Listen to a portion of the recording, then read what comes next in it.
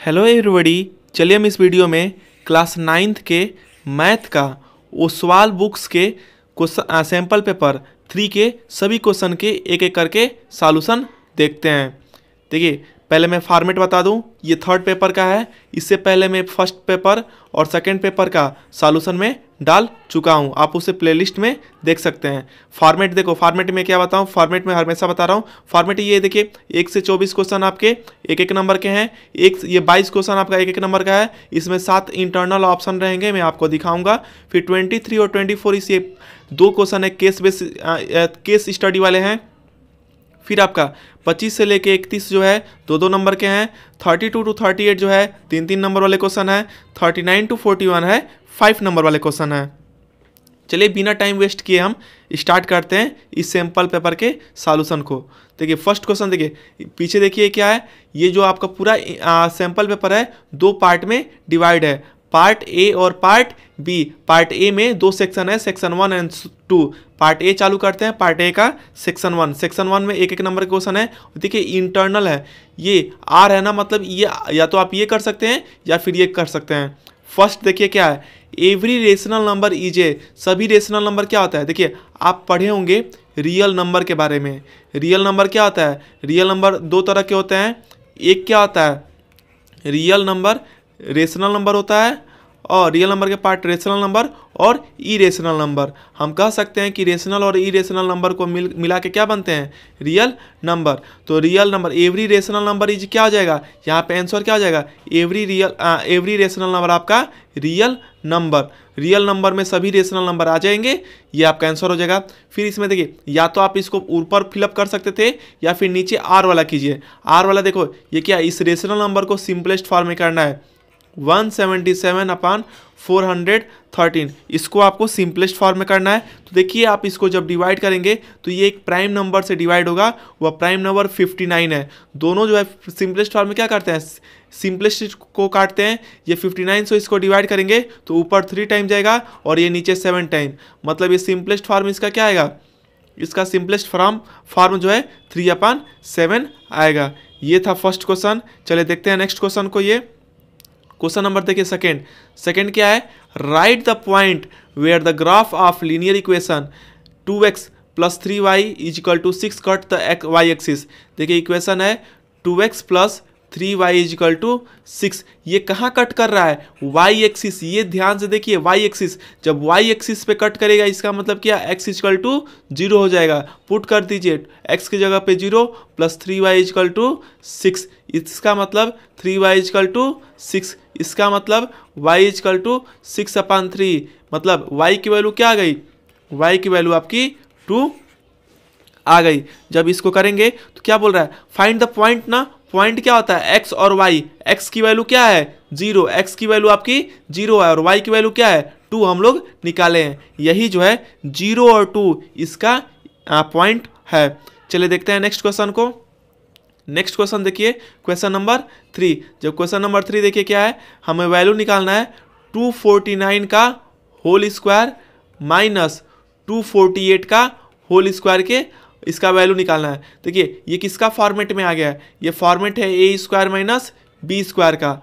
तो ये क्या होता है फार्मूला, एक बार a + b और दूसरे ब्रैकेट में मल्टीप्लाई हो जाता है a - b, यही फॉर्मेट होता है। तो ये a है, ये b है, एक बार प्लस कर देंगे 249 को आप प्लस कर देंगे किससे, 249 प्लस हो जाएगा 248 से, और दूसरे ब्रैकेट में 249 माइनस हो जाएगा किससे, 248 से। जब आप इसको प्लस करेंगे तो कितना आएगा, जब आप इसको प्लस करेंगे तो देखो 8 8 16 1 17 4 4 8 1 9, फिर 2 2 4 और इनटू ये माइनस करेंगे तो 1 आएगा।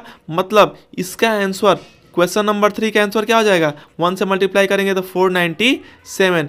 यही जो है इसका आंसर हो जाएगा। चलिए देखते हैं अब हम नेक्स्ट क्वेश्चन को। थर्ड वाला हो गया। फोर्थ देखिए, फोर्थ क्या है, what is the form of any solution of the linear equation this in 2 variable. देखिए 2x + 0y + 9 = 0। इसको 2 वेरिएबल में तो दिख रहा है आपको बताना है कि कोई भी सॉल्यूशन किस फॉर्म में आएगा। देखिए आप इसको सॉल्व करेंगे, 2x जीरो में किसी से भी मल्टीप्लाई करेंगे तो ये जीरो आ जाएगा, तो ये जीरो हो गया, प्लस 9 इजिकल टू जीरो। इसका मतलब 2x प्लस 9 क्या हो गया, जीरो। इसका मतलब 2x क्या हो गया, माइनस 9, तो x क्या हो जाएगा, -9/2। x की वैल्यू क्या आ गई, -9/2। और देखिए y हम कुछ भी पुट करेंगे, चाहे 1 पुट करें, चाहे 2 पुट करें, चाहे 3 पुट करें, चाहे 4 पुट करें, या डॉट डॉट डॉट इन्फिनाइट कोई भी नंबर पुट करेंगे यहाँ पे फॉर्मेट में क्या दिया है, जीरो। जब जीरो से यहाँ मल्टीप्लाई है तो कोई भी हम नंबर पुट करेंगे तो वो क्या आ जाएगा, जीरो। तो यहाँ पे y पे आप मान सकते हैं कि कोई भी नंबर m अगर पुट करेंगे तो क्या आएगा, जीरो। तो इस फॉर्मेट के हिसाब से जो ये फॉर्म दिया है तो इसका इक्वेशन क्या हो जाएगा, फॉर्म ऑफ एनी सॉल्यूशन क्या होगा, x यहाँ पे क्या है -9/2 और y यहाँ पे क्या है, y आपका है यहाँ पे m। इसमें m में देखो कोई भी वैल्यू पुट करेंगे तो जीरो आएगा यहाँ पे, यही इसका फॉर्म हो जाएगा। फिर चलिए देखते हैं नेक्स्ट क्वेश्चन को। नेक्स्ट क्वेश्चन ये वाला, आप पीछे वाला क्वेश्चन नंबर 4 हो गया। चलिए देखते हैं अब नेक्स्ट क्वेश्चन को। क्वेश्चन नंबर 5 देखिए, व्हाट इज द फैक्ट और information collected with A definite purpose. किसी भी डेफिनिट पर्पज से जो इन्फॉर्मेशन कलेक्ट किया जाता है उसे क्या कहा जाता है, तो उसे हम डाटा बोलते हैं। क्या बोलते हैं, डाटा। डाटा DATA, डाटा की डेफिनेशन क्या होती है, कोई भी फैक्ट या इन्फॉर्मेशन जो हम कलेक्ट करते हैं किसी काम के लिए उसे हम डाटा बोलते हैं। नेक्स्ट क्वेश्चन देखिए, क्वेश्चन नंबर 6 देखिए, ऊपर क्या है, इसमें दो है, ऑप्शनल है। If one angle of triangle is equal to the sum of other angle, तो ये किस तरह का ट्रायंगल होगा। देखो ट्रायंगल है, ट्रायंगल बोला है कि एक एंगल जो है, जो एक एंगल है इसमें अगर ट्रायंगल बनाएंगे A B और C, बोल रहा है कि एक एंगल का सम जो है दो अदर एंगल के सम के बराबर होगा, मतलब एंगल B और एंगल C के बराबर है। एंगल A का sum angle B plus C के बराबर है, यहाँ पे दिया हुआ है। एक एंगल का सम जो है ट्रायंगल के दोनों एंगल के सम के बराबर है। हम जानते हैं angle sum property of triangle, triangle के तीनों एंगल का सम कितना होता है, 180 होता है। अब पुट कर दीजिए 180 plus angle B plus angle C। Question के हिसाब से क्या लिख सकते हैं, एंगल B प्लस C आप एंगल A लिख सकते हैं। 180 हो गया, मतलब ये 2 एंगल A कितना हो जाएगा, 180 हो जाएगा। एंगल A क्या हो जाएगा, ये 180 डिवाइड बाई 2, मतलब ये क्या हो जाएगा 90 डिग्री। ये क्या हो जाएगी 90 डिग्री हो जाएगी। तो यहाँ पूछ रहा है then write the type of triangle, ये कैसा ट्रायंगल है। किसी भी ट्रायंगल में अगर 90 डिग्री का एंगल बनेगा मतलब वो कौन सा ट्रायंगल है, राइट एंगल ट्रायंगल है। तो इसका आंसर राइट एंगल ट्रायंगल हो जाएगा। चलिए अब हम देखते हैं नेक्स्ट क्वेश्चन। इस देखिए 6 का R वाले में क्या है, N exterior angle of A triangle. कोई ट्रायंगल है, एक्सटीरियर एंगल किसे बोलते हैं, एक्सटीरियर एंगल मतलब ये वाला angle. Exterior angle of triangle is 80, कितना दिया है, एक्सटीरियर एंगल कितना है 80 डिग्री है। And to interior opposite angle क्या है, इक्वल है। मतलब अगर ये x है, इंटीरियर अपोजिट एंगल क्या होता है, ये अगर ये x है तो ये x हो जाएगा। तो मीजर निकालना है ईच एंगल का। देखिए ये क्या हो जाएगा, x plus x is equal to क्या हो जाएगा 80 डिग्री। कैसे, ये प्रॉपर्टी होती है exterior angle property of triangle. Exterior angle property of triangle में क्या होता है, exterior angle interior to opposite angle के सम के बराबर होता है। मतलब 2x कितना हो जाएगा 80 डिग्री। इसका मतलब x इज इक्वल टू 80/2, मतलब ये कितना हो जाएगा 40 डिग्री। x की वैल्यू क्या आ जाएगी, x की वैल्यू जो है 40 डिग्री आ जाएगी। यही जो है इसका आंसर होगा। चलिए अब देखते हैं नेक्स्ट क्वेश्चन को। क्वेश्चन नंबर 7 देखिए, AD is a diameter of a circle. एक सर्कल है, एक सर्कल बनाइए आप, एक में सर्कल बना दिया।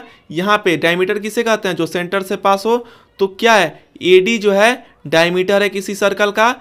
फिर देखिए क्या दिया है, AB इज ए कॉर्ड। इसमें जो है AB जो है, AB यहाँ पे कॉर्ड बना दीजिए, AB बना दिए कॉर्ड। फिर AD is equal to 34 centimetre. AD की लेंथ कितनी है 34 सेंटीमीटर। और देखिए AB कितना है, ये जो है, चलिए इसको दूसरे कलर से करते हैं। देखिए यहाँ पे ये 34 है, AB कितना है, AB की लेंथ कितनी है, ये 30 है। Then find the measure of A B from the centre, A B की मेजर फाइंड करनी है सेंटर से, मतलब इस लेंथ फाइंड करनी है। अब ध्यान दीजिए, अगर ये अब आप देख रहे हैं ये ट्रायंगल बन गया ना, ये देखिए ये ट्रायंगल बन गया ऐसे। अब देखिए इसमें क्या होगा, हम जानते हैं कि सेंटर से अगर कोई भी लेंथ ड्रॉ करी जाती है सरकमफ्रेंस पे, ये कॉर्ड पे, तो ये इसको 2 इक्वल पार्ट में डिवाइड करता है। मतलब ये वाली लेंथ कितनी हो जाएगी, ये वाली लेंथ आपकी दिख रही है 15 हो जाएगी, मैं रफली यहाँ पे बना रहा हूँ, और ये परपेंडिकुलर ही होगा, 90 डिग्री पे कट करता है। फिर ये देखिए ये डायमीटर आपका 34 दिया है, तो ये कितना हो जाएगा 17 हो जाएगा। ये लेंथ कितनी है 17। अब पाइथागोरस थ्योरम से इसकी हाइट निकाल देंगे, ये h हो गया। ये आप इसकी हाइट मतलब परपेंडिकुलर हाइट निकालिए, p मानिए, तो कैसे करेंगे, h square is equal to P square, base square plus P square होता है पाइथागोरस थ्योरम, 90 डिग्री का एंगल हुआ तो यहाँ h क्या है, हाइपोटेनुस यहाँ पे 17 हो गया। 90 डिग्री के एंगल वाले सामने वाले साइड किसे बोलते हैं, उसे हम हाइपोटेनुस बोलते हैं। तो 17 का स्क्वायर, ये बेस क्या है 15 का स्क्वायर हो जाएगा, अब प्लस पी स्क्वायर, ये क्या हो जाएगा 17 स्क्वायर 289, और माइनस हो जाएगा 225 equal to P square.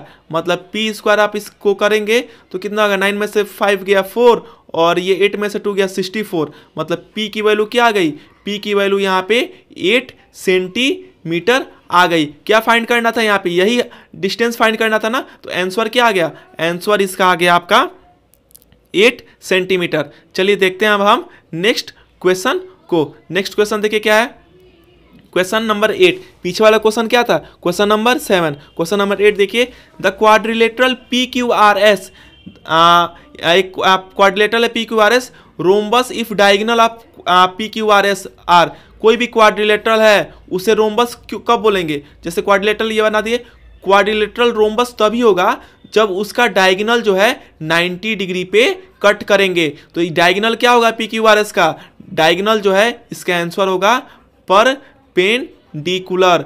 Diagonal क्या होने चाहिए, इसके परपेंडिकुलर होने चाहिए। फिर देखिए इसमें नेक्स्ट क्वेश्चन है, इसमें 9 वाला देखिए, 9 वाला क्वेश्चन क्या है, if the radius of sphere is 3r, radius क्या दिया हुआ है स्फीयर का, रेडियस स्फीयर का 3r दिया है, तो वॉल्यूम निकालना है। वॉल्यूम आप कैसे निकालेंगे, वॉल्यूम ऑफ स्फीयर पहले लिखे, वॉल्यूम ऐसे लिखेंगे, volume of sphere. Volume of sphere का फार्मूला क्या होता है, वॉल्यूम ऑफ स्फीयर का फार्मूला होता है 4/3 पाई आर क्यूब। क्या हो जाएगा 4/3, पाई की वैल्यू क्या होती है 22/7। रेडियस कितना है यहाँ पे 3r, मतलब 3 टाइम 3r हो जाएगा, 3r into 3r into 3r। देखिए यहाँ पे इसके आंसर में पाई की वैल्यू को चेंज नहीं किया है, आप भी मत कीजिए, 4/3 पाई ही रहने दीजिए, और 3r into 3r into 3r। अब देखिए क्या काटेंगे, 3 को 3 से काटे, क्या बचा यहाँ पे, ये 4 पाई हो गया, और ये मल्टीप्लाई करेंगे तो 3 3 जा 9 और r क्यूब, मतलब 9 4 जा 36 पाई r क्यूब, 36 पाई r क्यूब, यही जो है इसका वॉल्यूम हो जाएगा। चलिए देखते हैं अब हम नेक्स्ट क्वेश्चन को। 9th का r वाला देखो, इन ए राइट सर्कुलर कोन, एक कोन दिया हुआ है राइट सर्कुलर। फिर देखिए आगे क्या दिया हुआ है, the height radius and slant height do not always be side of right triangle. जो हाइट दिया हुआ है और रेडियस दिया हुआ है और slant height do not always be side of right triangle, ये राइट ट्रायंगल का कभी भी साइड नहीं होगा, ये आपको जस्टिफाई करना है। बोल रहा है कि जैसे ये अगर हाइट होगी, देखिए इसको मैं बता दूं कैसे, देखिए बोल रहा है जो इसकी हाइट ये होगी, इसकी ये रेडियस जो ये होगी, और इसकी स्लेंट हाइट जो ये होगी, ये कभी भी राइट एंगल ट्रायंगल के साइड नहीं होंगे। यही पूछ रहा है, ये राइट ट्रायंगल नहीं होगा, गलत बात है। क्यों, क्योंकि जो इसका जो सर्कुलर कोन होता है, कोन में जो है ये जो नीचे डायमीटर पे जो ये हाइट रहती है, ये 90 डिग्री की एंगल बनाती है, यही इसकी प्रॉपर्टी होती है। तो ये जस्टिफाई बोल रहा है ना, तो क्या बोल रहा है, ये होगा। तो यहाँ पे आप लिखेंगे कि जो स्टेटमेंट दिया हुआ है, आप मैं लिख दे रहा हूँ, गिवन स्टेटमेंट, जो स्टेटमेंट दिया हुआ है, गिवन स्टेटमेंट इज फॉल्स, यह स्टेटमेंट क्या है, फॉल्स मतलब गलत है। क्यों? बिकॉज आप लिखेंगे because in A right circular cone, because in A right circular cone. फिर क्या होता है राइट सर्कुलर कोन? आप जानते हैं कि स्लेंट हाइट का स्क्वायर किसके बराबर होता है? स्लेंट हाइट का स्क्वायर जो है रेडियस के स्क्वायर और हाइट के स्क्वायर के बराबर होता है। ये ऑलवेज क्या होता है? ये ऑलवेज ट्रू होता है, हमेशा ट्रू होता है कि ये होगा। स्लेंट हाइट का स्क्वायर किसके बराबर होगा? रेडियस और परपेंडिकुलर डिस्टेंस, ये हाइट के बराबर। और ये 90 डिग्री ये कब फॉलो होगा? जब पाइथागोरस ट्रिपलेट होगा। पाइथागोरस थ्योरम किस में होता है? राइट एंगल ट्रायंगल में, इसलिए ये गलत है। चलिए देखते हैं नेक्स्ट क्वेश्चन को। इसमें 10 वाला देखिए क्या है। 10 है is it correct to say that in histogram the area of each rectangle is proportional to the class size of the corresponding class interval? क्या ये सही होता है कि जो देखो हिस्टोग्राम कैसे बनाते हैं, ऐसे बनाते हैं ना, फिर ये हो गया ऐसे ऐसे आप रेक्टेंगल टाइप का हिस्टोग्राम बनाते हैं। तो देखो क्वेश्चन क्या है, is it correct to say that in histogram, क्या हिस्टोग्राम में area of each rectangle, her rectangle का एरिया जो है ये प्रोपोर्शनल होता है क्लास साइज के, इस साइज के और क्लास इंटरवल के, ऐसा होता है। देखिए मैं इसका आंसर बता रहा हूँ। ये द गिवन स्टेटमेंट, इसमें जो स्टेटमेंट दिया है given statement is not correct, ये भी सही नहीं है। ये स्टेटमेंट जो है ये भी सही नहीं है। क्यों? क्योंकि इन ए हिस्टोग्राम, क्योंकि एक हिस्टोग्राम में, because in a histogram the area, जो एरिया होता है in a histogram, the area of each rectangle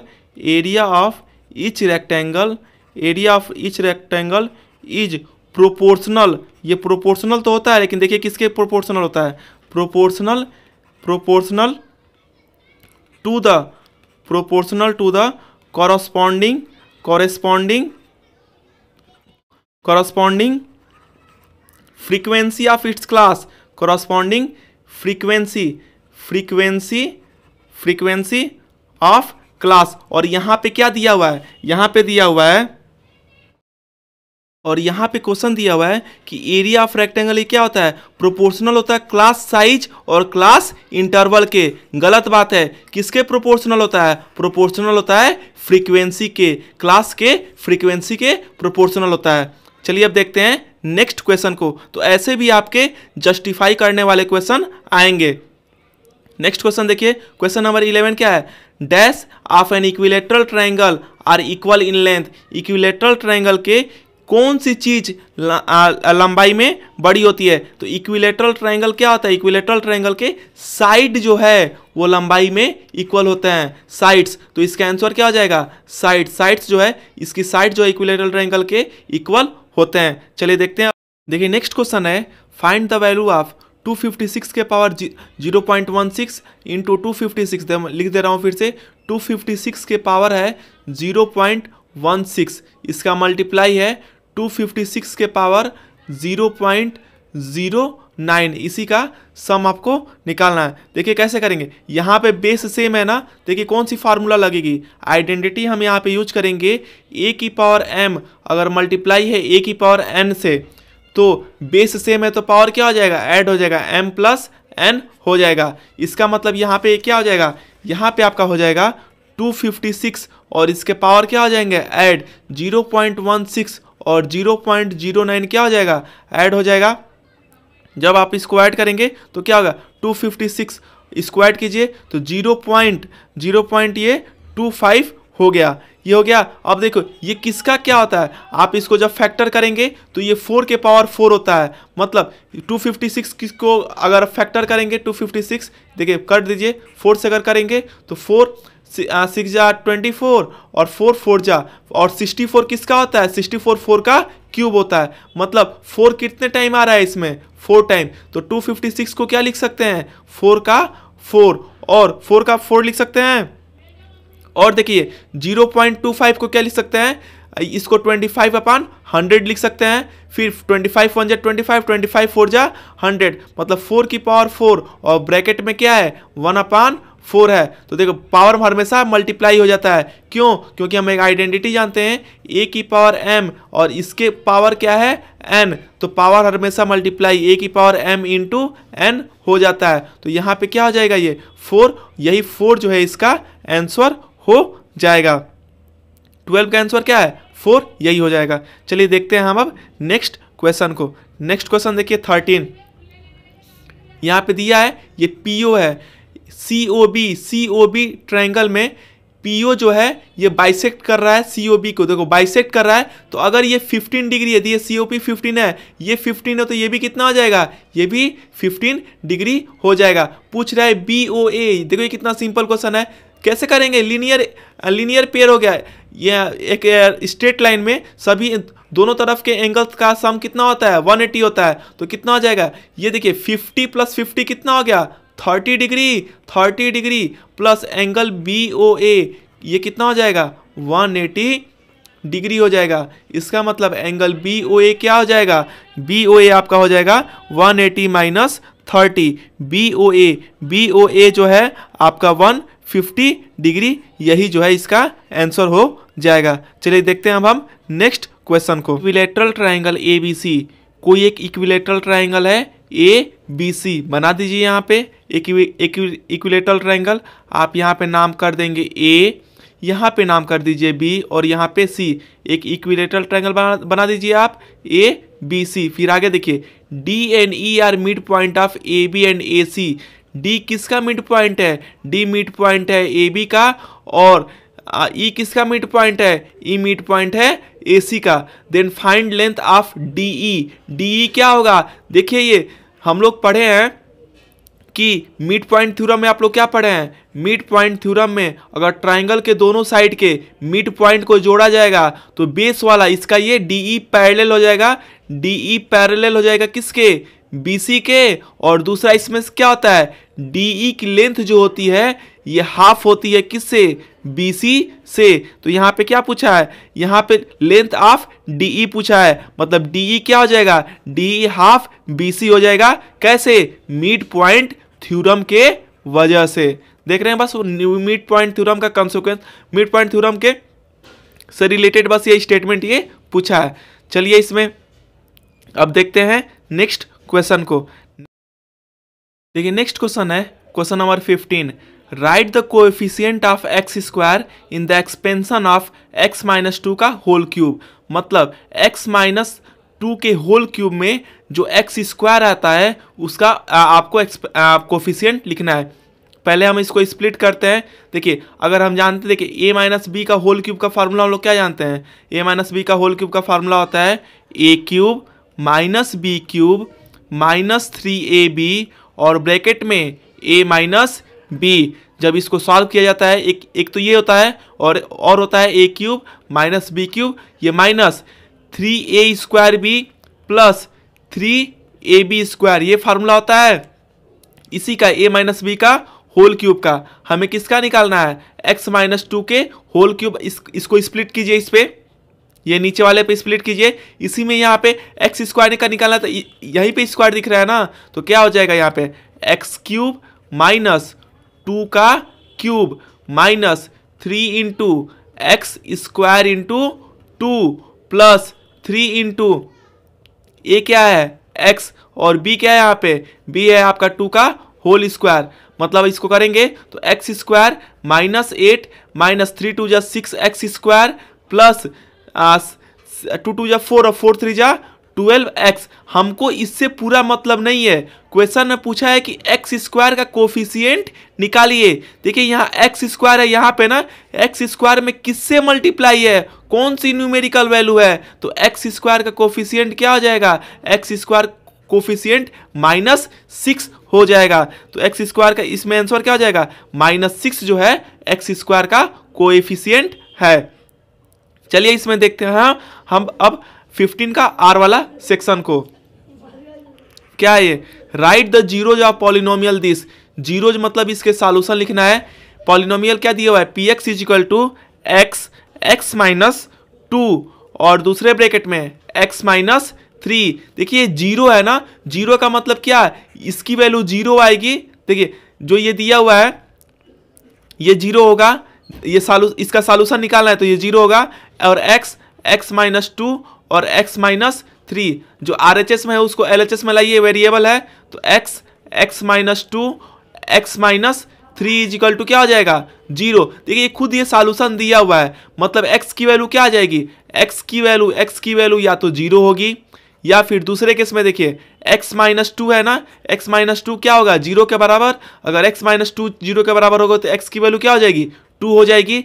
फिर देखिए तीसरा कंडीशन, x माइनस 3 किसके बराबर है, जीरो के। इसका मतलब x की वैल्यू क्या हो जाएगी, 3। इसका मतलब x की वैल्यू 3 आ रही है, या तो जीरो होगी, जीरो हो रही है, 2 हो रही है और 3 हो रही है। x की वैल्यू कितनी आंसर आ रही है, यहाँ पे 3 आ रही है, 0 2 और 3। चलिए अब हम देखते हैं नेक्स्ट क्वेश्चन को। यहाँ पे देखिए क्वेश्चन 16 क्या है, यहाँ पे m is parallel to n, यह लाइन m पैरेलल है किसके, n के। एंगल a और एंगल b का रेशियो क्या दिया हुआ है, 2 और 3। ये कितना है, 2 है और ये 3 है, मतलब ये 2x मान लीजिए और ये 3x। मेजर ऑफ h बताना है। देखिए ये एडजेसेंट एंगल हो गया ना, लीनियर पेयर। ये अगर स्ट्रेट लाइन है, ये अगर ये ट्रांसवर्सल है तो इन दोनों का सम कितना होता है, अगर ये a है ये b है तो दोनों का सम कितना है, 180 होता है। वैसे ही यहाँ पे देखिए 3x, आप ऐसे करो a प्लस b का सम कितना हो जाएगा, 180। रीजन आप क्या लिख देंगे यहाँ पे, लीनियर पेयर। लीनियर पेयर होता है स्ट्रेट लाइन में ट्रांसवर्सल जो आती है, तो दोनों एडजेसेंट का सम कितना होता है, 180। ए क्या है यहाँ पे 2x, बी क्या है यहाँ पे 3x, रेशियो दिया हुआ ऊपर देख लीजिए, तो 180 मतलब 5x क्या हो जाएगा, 180 डिग्री। x की वैल्यू क्या आ जाएगी, 5 3 जा 15 और 15 16 17 18 15 3 18 5 6 जा 30। x की वैल्यू क्या आ गई, 36 आ गई। इसका मतलब देखिए x की वैल्यू 36 आ गई तो वैल्यू निकाल दीजिए 2x क्या हो जाएगा, 2 इंटू 36 मतलब 72 डिग्री हो जाएगी, ये 72 डिग्री हो जाएगी। और 3x देखिए 3x क्या है, 3x आपका 3 इंटू 36, 6 3 जा 18 और 3 3 जा 9 1 10, 108 आ गया। अब देखो यहाँ पे ये 3x की वैल्यू कितनी आ गई, b की वैल्यू आपकी 108 आ गई। b की वैल्यू कितनी आई, 108। जब b की वैल्यू 108 आई तो ये भी क्या हो जाएगा, ये भी 108 हो जाएगा। क्यों, वर्टिकली अपोजिट। वर्टिकली अपोजिट क्या होती है, एक्स शेप। ये वाला एंगल इस एंगल के बराबर, तो ऊपर वाला ये 108 किसके बराबर हो जाएगा, ये 108 के। फिर देखिए ये नीचे पैरेलल लाइन दिया हुआ है ना, तो ये 108 किसके बराबर हो जाएगा, h के। h जो है 108 के बराबर हो जाएगा।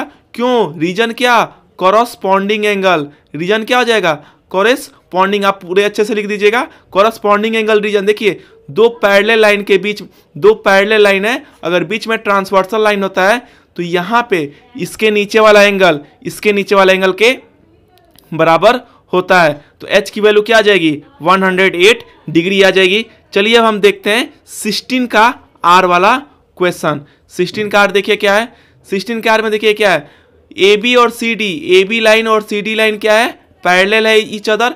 x की वैल्यू फाइंड करनी है। देखिए NCERT का क्वेश्चन आ गया ये।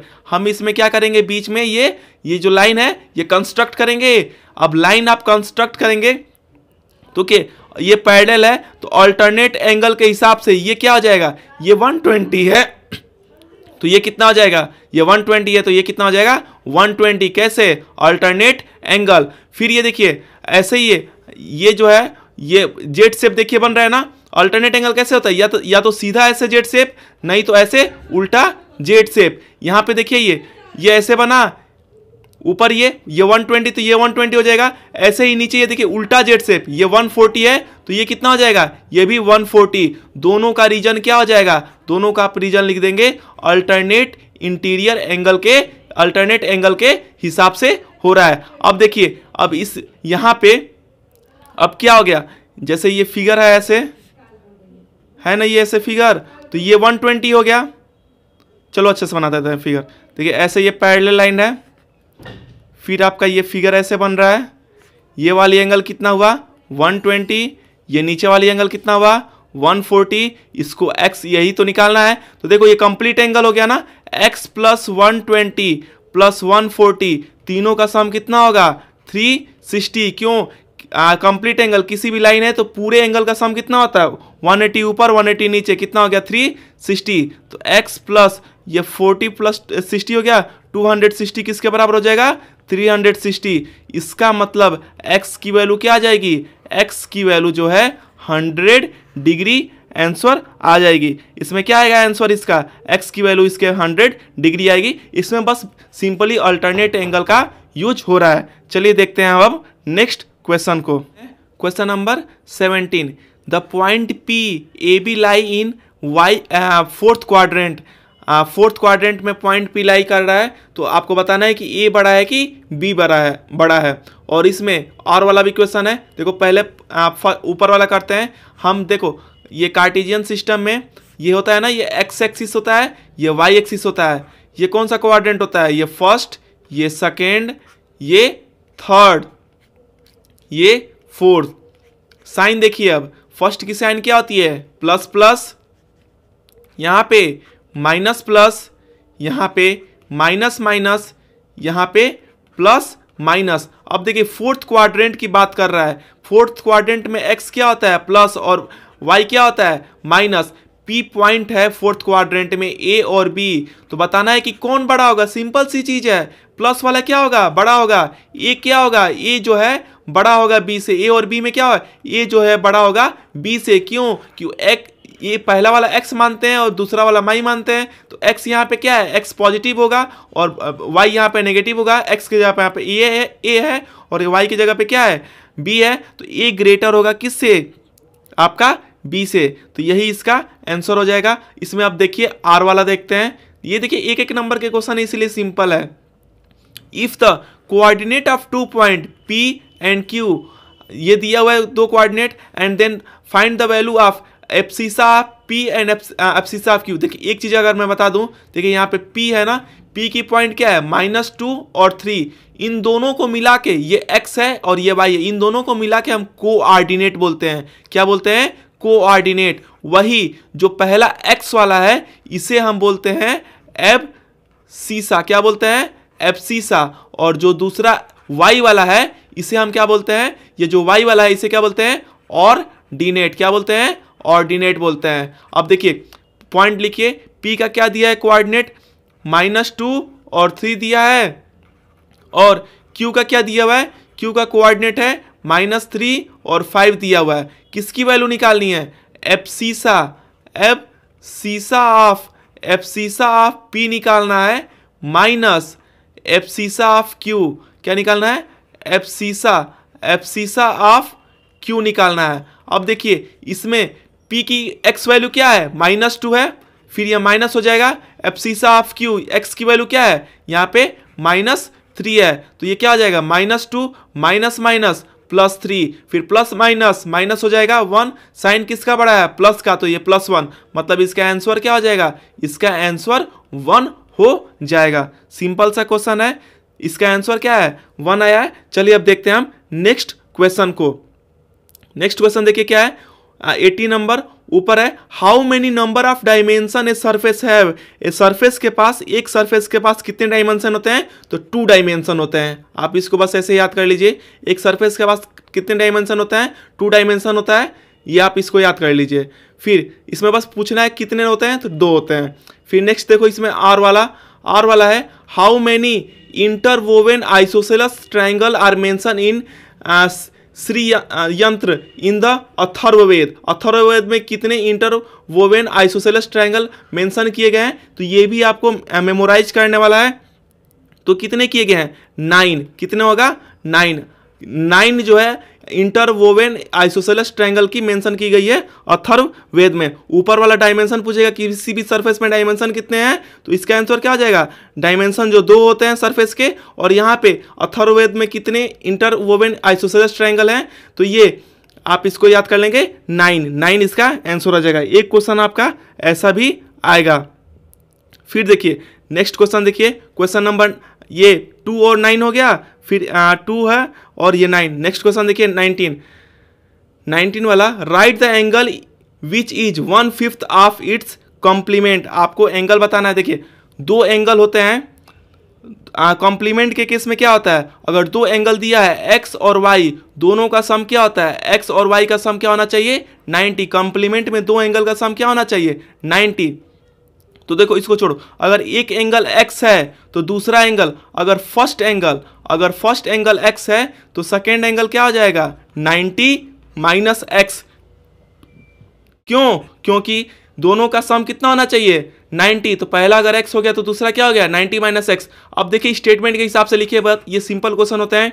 Right the angle which is, right angle, मैं एंगल क्या लिख लिया x, विच इज है ना, इज मतलब इक्वल टू, यहाँ पे क्या हो जाएगा इक्वल टू 1/5 मतलब 1/5 ऑफ इट्स, ऑफ मतलब क्या होता है मल्टीप्लाई, इट्स कंपोनेंट मतलब x का कॉम्प्लीमेंट क्या है, x का कॉम्प्लीमेंट होता है 90 minus x।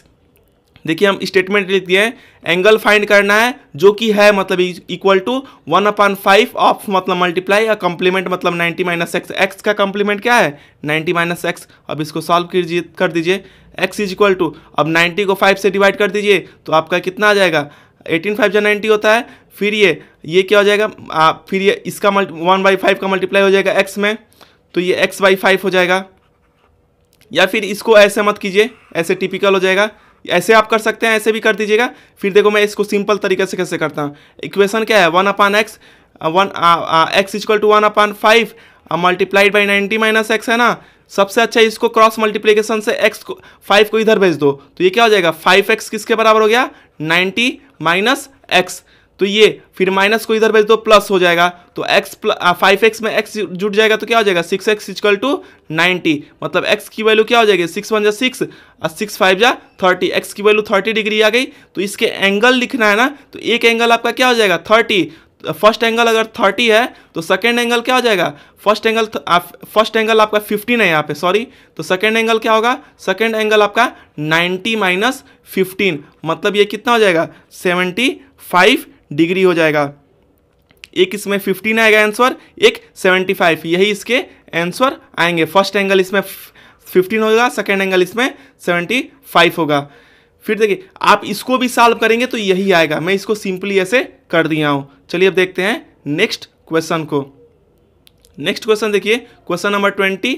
In the given figure, जो फिगर दिया हुआ है ए बी देख रहे हैं, ए बी पैरेलल है सी डी के, सी ए बी कितना है, सी ए बी एंगल दिया हुआ है 80 डिग्री, ई एफ सी कितना है यहाँ दिया हुआ है 25 डिग्री, सी ई एफ निकालना है। क्या निकालना है सी ई एफ, ये क्या निकालना है सी ई एफ। देखो कैसे निकालेंगे, ये 80 है, ये दोनों पैरेलल हैं तो ये कितना हो जाएगा 80 और इसका रीजन क्या हो जाएगा कॉरेस्पॉन्डिंग एंगल, इसका रीजन क्या हो जाएगा कॉरेस्पॉन्डिंग एंगल, ये 80 हो जाएगा।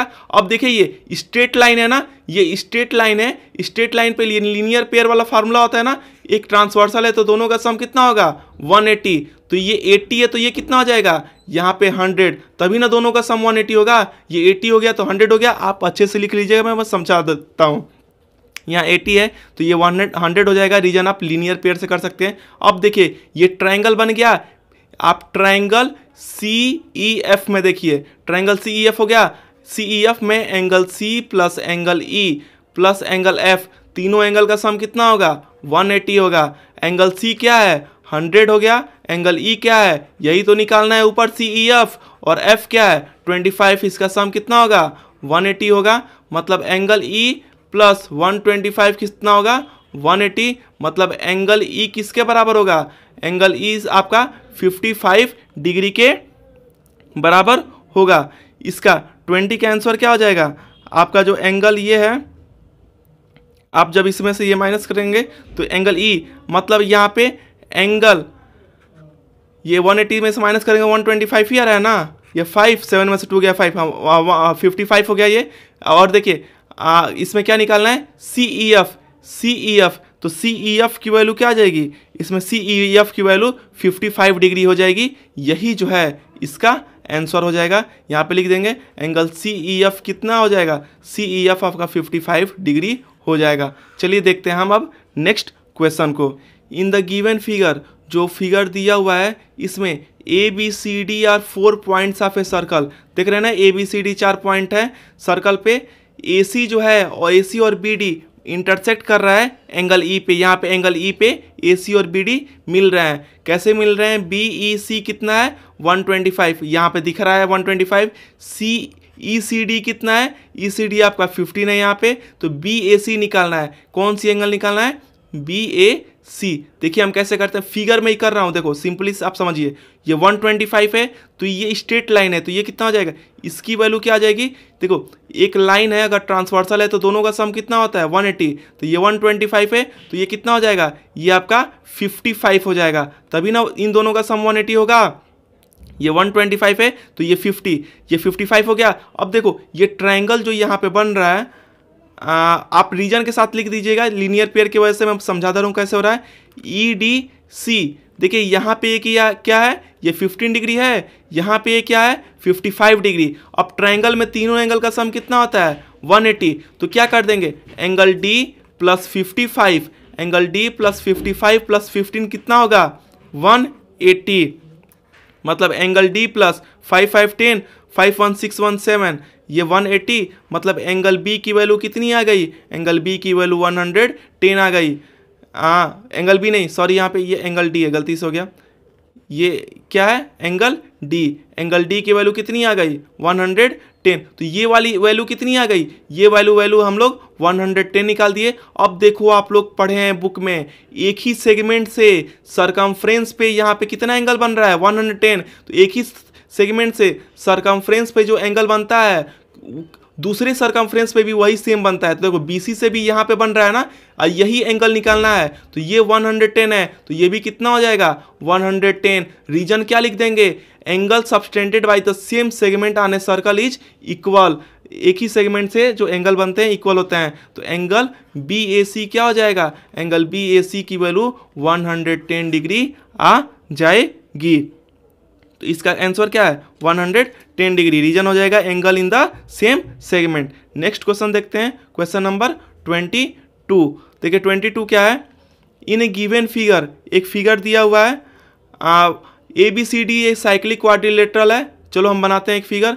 ऐसे फिगर है, देखिए सर्कल है, ऐसे गलती हो गया, आप लोग इसको सर्कल बना लीजिएगा। ए बी सी डी एक साइक्लिक क्वाड्रिलेटरल है, तो ये इसकी नेम हो गया ए, ये बी, ये सी और डी। एंगल ए की वैल्यू कितना दिया हुआ है? एंगल ए आपका दिया है 3x plus 30 degree. Angle C आपका कितना दिया हुआ है? एंगल सी आपका दिया है 2x प्लस 20 डिग्री। एक्स की वैल्यू निकालनी है। साइक्लिक क्वाड्रिलेटरल की प्रॉपर्टी होती है कि इसकी अपोजिट एंगल का सम कितना होता है? 180। मतलब angle A plus angle C की सम कितना हो जाएगा? 180। रीजन क्या हो जाएगा? रीजन आप यहाँ पे लिख देंगे, sum of opposite angle of cyclic quadrilateral is 180। Cyclic quadrilateral में अपोजिट एंगल का सम कितना होता है? 180। एंगल ए की वैल्यू क्या है? एंगल ए की वैल्यू 3x प्लस 30 है, प्लस एंगल सी की वैल्यू क्या है? एंगल सी की वैल्यू 2x प्लस 20 है। ये किसके बराबर हो गया? 180 के। 3x और 2x क्या हो गया? 5x। 30 प्लस 20 कितना हो गया? 50। ये किसके बराबर हो गया? 180। मतलब 5x इजिकल टू क्या हो जाएगा? 130। मतलब x क्या हो जाएगा? x की वैल्यू हो जाएगी 130/5। मतलब 5 2 जा और 5 6 जा, मतलब x की वैल्यू क्या आ गई? x की वैल्यू आपकी 26 डिग्री आ गई। यही इसका आंसर हो जाएगा। चलिए अब हम देखते हैं इसमें का नेक्स्ट क्वेश्चन, क्वेश्चन नंबर 23। मैं आपको बताया था ना, इसमें दो केस बेस्ड स्टडी क्वेश्चन आएंगे, केस स्टडी बेस्ड क्वेश्चन। ये 23 और 24 ये केस बेस्ड स्टडी क्वेश्चन है, 5-5 नंबर के। देखो ये सिंपल होते हैं, देखिए कैसे करते हैं। आपको कंफ्यूज करने के लिए, आपको डिप्रेस करने के लिए बड़ा क्वेश्चन बनाता है। देखिए पढ़ते हैं इसको, ये क्वेश्चन को। देखिए क्या है? 5 फ्रेंड, हमीका, अंजलि, अमान, लक्ष्य, तरुण, 5 दोस्त हैं। ये खड़े हुए हैं standing on at a corner. देखो यहाँ पे ये इनका नाम दिया है, PQRS से इनका नाम दिया हुआ है, यहाँ पे दिया हुआ है। अब देखो क्या निकालना है। इसमें दिया हुआ है कि PSST PT, देखिए क्या दिया है, यहाँ पे मार्क कर देता हूँ। PS जो है ये ST के बराबर है और PT के बराबर, मतलब ये इक्विलेटरल ट्रायंगल के तरह है। फिर देखिए यहाँ पे फिर दिया है QS SR और QR, ये भी इक्वल हैं। ये भी क्या है, इक्विलेटरल ट्रायंगल है। और ये भी दिया कि पी क्यू एस ये भी इक्विलेटरल है। तो इनडायरेक्टली ये आपको फंसाने के लिए बोले ये सभी साइड आपस में क्या है, इक्वल है। ये ट्रायंगल में तीनों साइड इक्वल दे ही दिया, इसमें दे ही दिया, और ये बता दिया कि ये इक्विलेटरल है। इसका मतलब ये आपको ये फंसाने के लिए दिया, ये सभी क्या है, इक्विलेटरल ट्रायंगल है। अब देखिए यहाँ पे पढ़िए क्या है, how many equal sides are there in equilateral triangle. Equilateral triangle में कितने इक्वल साइड होते हैं, 3 होते हैं। तो 23 का ए क्या हो जाएगा, सेकेंड ऑप्शन। फिर देखिए how many equilateral triangle are there in a given figure. इस फिगर में कितने इक्विलेटरल ट्रायंगल है, तो 1 2 और 3 कितने हैं, 3 है। तो ऑप्शन इसमें 3 हो जाएगा, बी का 3। फिर नेक्स्ट देखिए इसमें क्या है, which statement is incorrect for the following. इसमें कौन सा स्टेटमेंट इसके लिए गलत है। देखो angle T is equal to angle R, T R के बराबर होगा, हाँ, क्योंकि एंगल इक्विलेटरल ट्रायंगल में एंगल कितने होते हैं, 60 डिग्री। तो हमें यहाँ पे गलत बताना है, तो ये तो सही है। आगे देखिए क्यू पी टी जो है, क्यू पी टी इसकी वैल्यू कितनी आएगी, 120। तो 60 और 60 120, ये भी सही है। आगे देखिए it has a scalene triangle, और देखो फोर्थ वाला देखो P T is equal to Q S, P T जो है क्यू एस के बराबर है, सही बात है, इक्विलेटरल ट्रायंगल है तो सभी साइड इक्वल होगा। देखो यहाँ पे स्केलेन ट्रायंगल नहीं है, इसमें इनकरेक्ट बताना है, तो आंसर क्या हो जाएगा, सेकेंड का थर्ड हो जाएगा। फिर नेक्स्ट देखिए इसमें डी, नेम द एक्सियम आपको बताना है by which PTS and QRS, ये पीटीएस और क्यूआरएस कैसे इक्वल है। तो सिंपल सी चीज है, ये साइड इस साइड के बराबर, ये साइड इस साइड के बराबर, इक्विलेटरल ट्रायंगल है, सभी साइड आपस में इक्वल है, तो एस एस एस कंग्रुएंसी हो जाएगी। डी का आंसर क्या हो जाएगा, डी का आंसर आपका क्या होगा, इसमें एस एस एस होगा। लेकिन देखिए इसमें देखो ध्यान से क्वेश्चन देखिए, यही गलती हो जाती है। यहाँ पे दिया है कि किस वजह से कॉन्ग्रुएंट नहीं होंगे, तो देखिए एस एस से तो कर सकते हैं, तो ये नहीं होगा। देखो दो अगर इक्विलेटरल ट्रायंगल अगर दिया हुआ है, इसको कॉन्ग्रुएंसी प्रूफ करने के लिए एक तो दोनों की साइड इक्वल है, तो एस एस एस कॉन्ग्रुएंसी हो जाएगी, प्लस ये एंगल इस एंगल के बराबर होते हैं, इक्विलेटरल ट्रायंगल के एंगल कितने होते हैं 60 डिग्री, तो एस ए एस भी हो जाएगा, ये भी हो जाएगा, एस एस एस भी हो जाएगा। इक्विलेटरल ट्रायंगल में किसी भी केस में 90 डिग्री नहीं होता है। इक्विलेटरल ट्रायंगल की डेफिनेशन ही होती है कि उसके सभी साइड इक्वल होते हैं और उसके एंगल कितने डिग्री के बनाता है, 90 डिग्री का एंगल बनाता है। तो आरएचएस कभी भी राइट एंगल इसमें अलाउ नहीं होगा। यहाँ पे नॉट कॉन्ग्रुएंट बताना है कि किससे नहीं हो सकता है, तो आरएचएस से नहीं हो सकता है। तो इसका आंसर क्या हो जाएगा, 23 का डी का क्या हो जाएगा, आरएचएस। फिर यहाँ पे देखिए, यहाँ पे दिया है पीटी जो है 2x + 1 है, क्यूआर जो है 3 - 2y है, तो रिलेशन बताना है x और y का। चलो इसको सॉल्व करते हैं। पीटी इजकल टू क्या है, देखिए पहले फिगर में देखिए ये पीटी लेंथ की दिया हुआ है और क्यूआर, ये सभी लेंथ तो यहाँ पे इक्विलेटरल ट्रायंगल के हैं, तो पीटी किसके बराबर है, पीटी जो है आपका क्यूआर के बराबर है। क्यों, क्योंकि साइड ऑफ इक्विलेटरल ट्रायंगल है। पीटी की वैल्यू क्या दी हुई है, पीटी की वैल्यू 2x + 1 दी हुई है, और क्यूआर की क्या दी हुई है, 3 - 2y दी हुई है।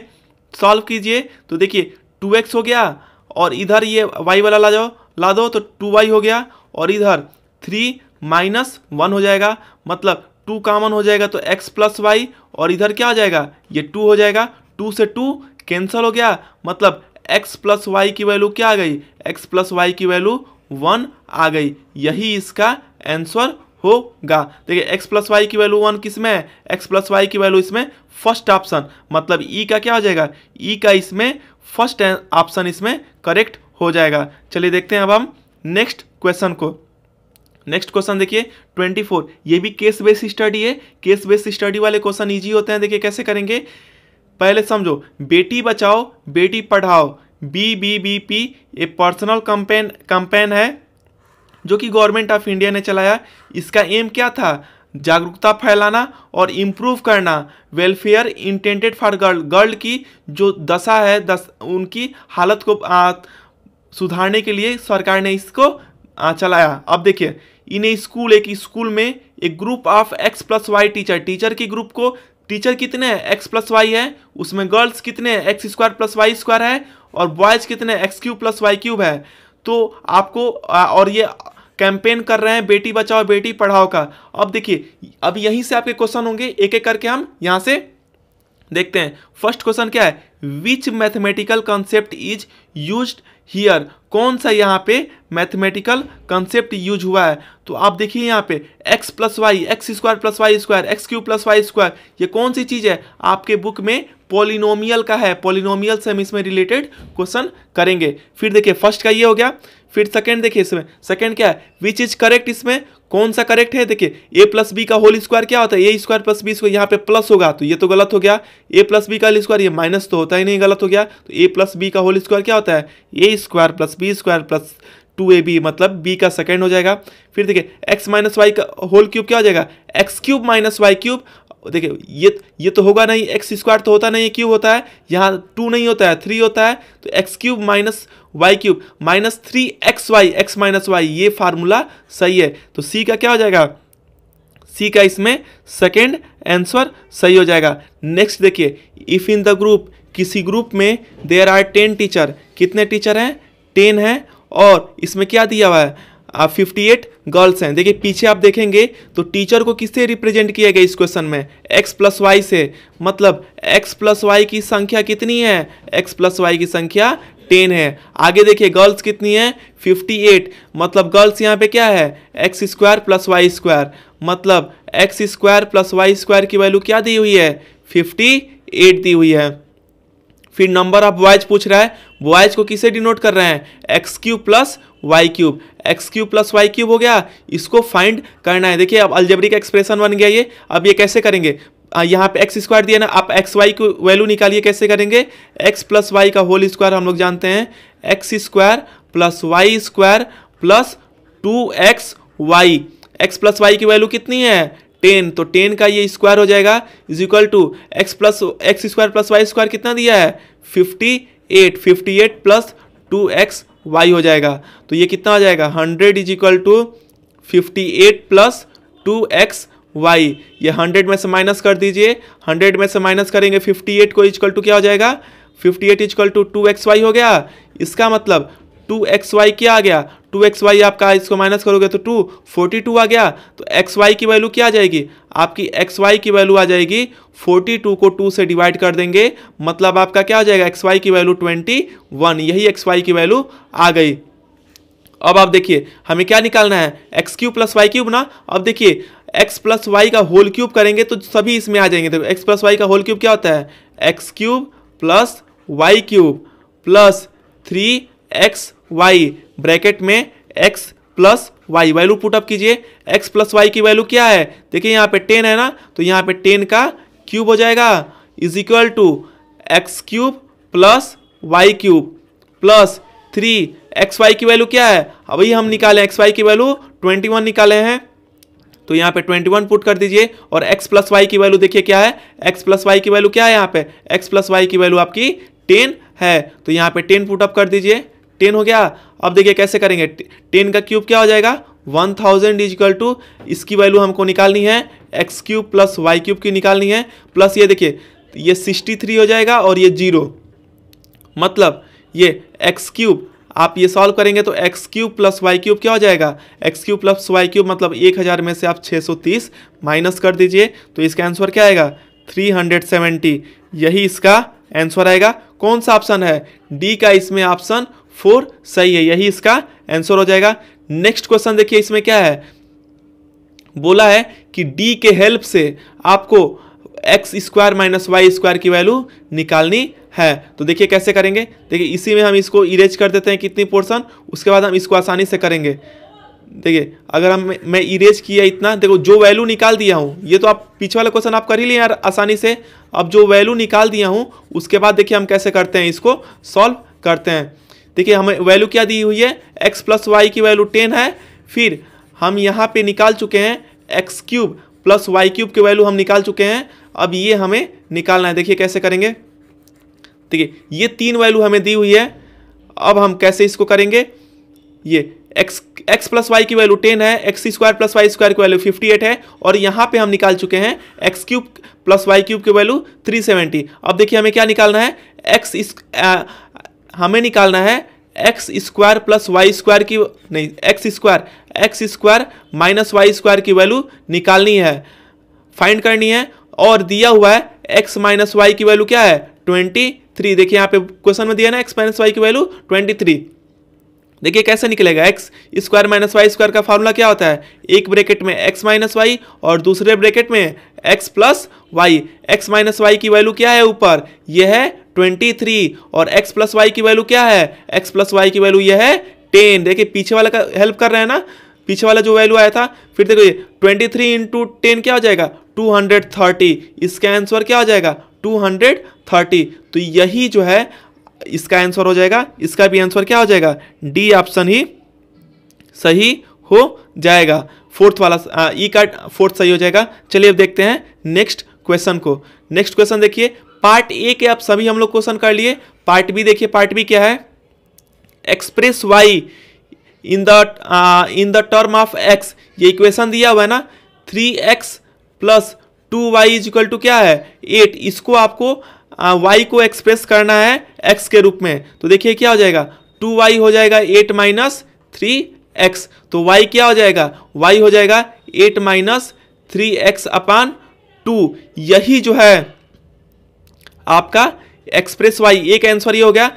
y को एक्सप्रेस करना है x के रूप में, तो ये आंसर हो गया। फिर देखिए आगे क्या दिया है, आपको चेक करना है कि ये जो 4 और माइनस 2 जो है ये इस पे लाई करता है कि नहीं करता है। तो देखिए इक्वेशन क्या था, इक्वेशन है 3x plus 2y equal to 8। इस पे चेक करो कि 4 और माइनस 2 लाई कर रहा है कि नहीं। मतलब x की वैल्यू क्या है 4 और y की वैल्यू क्या है -2। इक्वेशन क्या है 3x plus 2y equal to 8।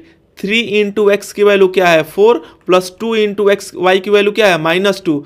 इसको सॉल्व करो, 8 आना चाहिए। देखिए क्या आ रहा है 3 4 जा 12 और 2 2 जा 4 इक्वल टू 8। तो 12 में से 4 माइनस करेंगे 8 के बराबर है। मतलब यस, चेक वेदर करना है पॉइंट है, हाँ ये इस पे है। जो 4 और -2 है, 4 और -2 ये लाइन पे लाई करेगा। चलिए देखते हैं अब हम नेक्स्ट क्वेश्चन को। नेक्स्ट क्वेश्चन देखिए, क्वेश्चन नंबर 26। देखिए ये फिगर में दिया है कि OA किसके बराबर है, OA आपका OB के बराबर है। OA देखिए ये नीचे OA जो है OB के बराबर है, OD जो है आपका OC के बराबर है। तो प्रूफ करना है। देखिए हम यहाँ पे लेते हैं ट्रायंगल AOD लेते हैं और ट्रायंगल लेते हैं ट्रायंगल BOC। AOD ले लिए और BOC। देखिए AO जो है आपका BO के बराबर है। कैसे, ये क्वेश्चन आपका दिया हुआ AO, देखो BO चाहे OB आप लिख सकते हैं, ये दिया हुआ है इक्वल है। फिर आप देखेंगे ये एंगल AOD बराबर होगा एंगल BOC के।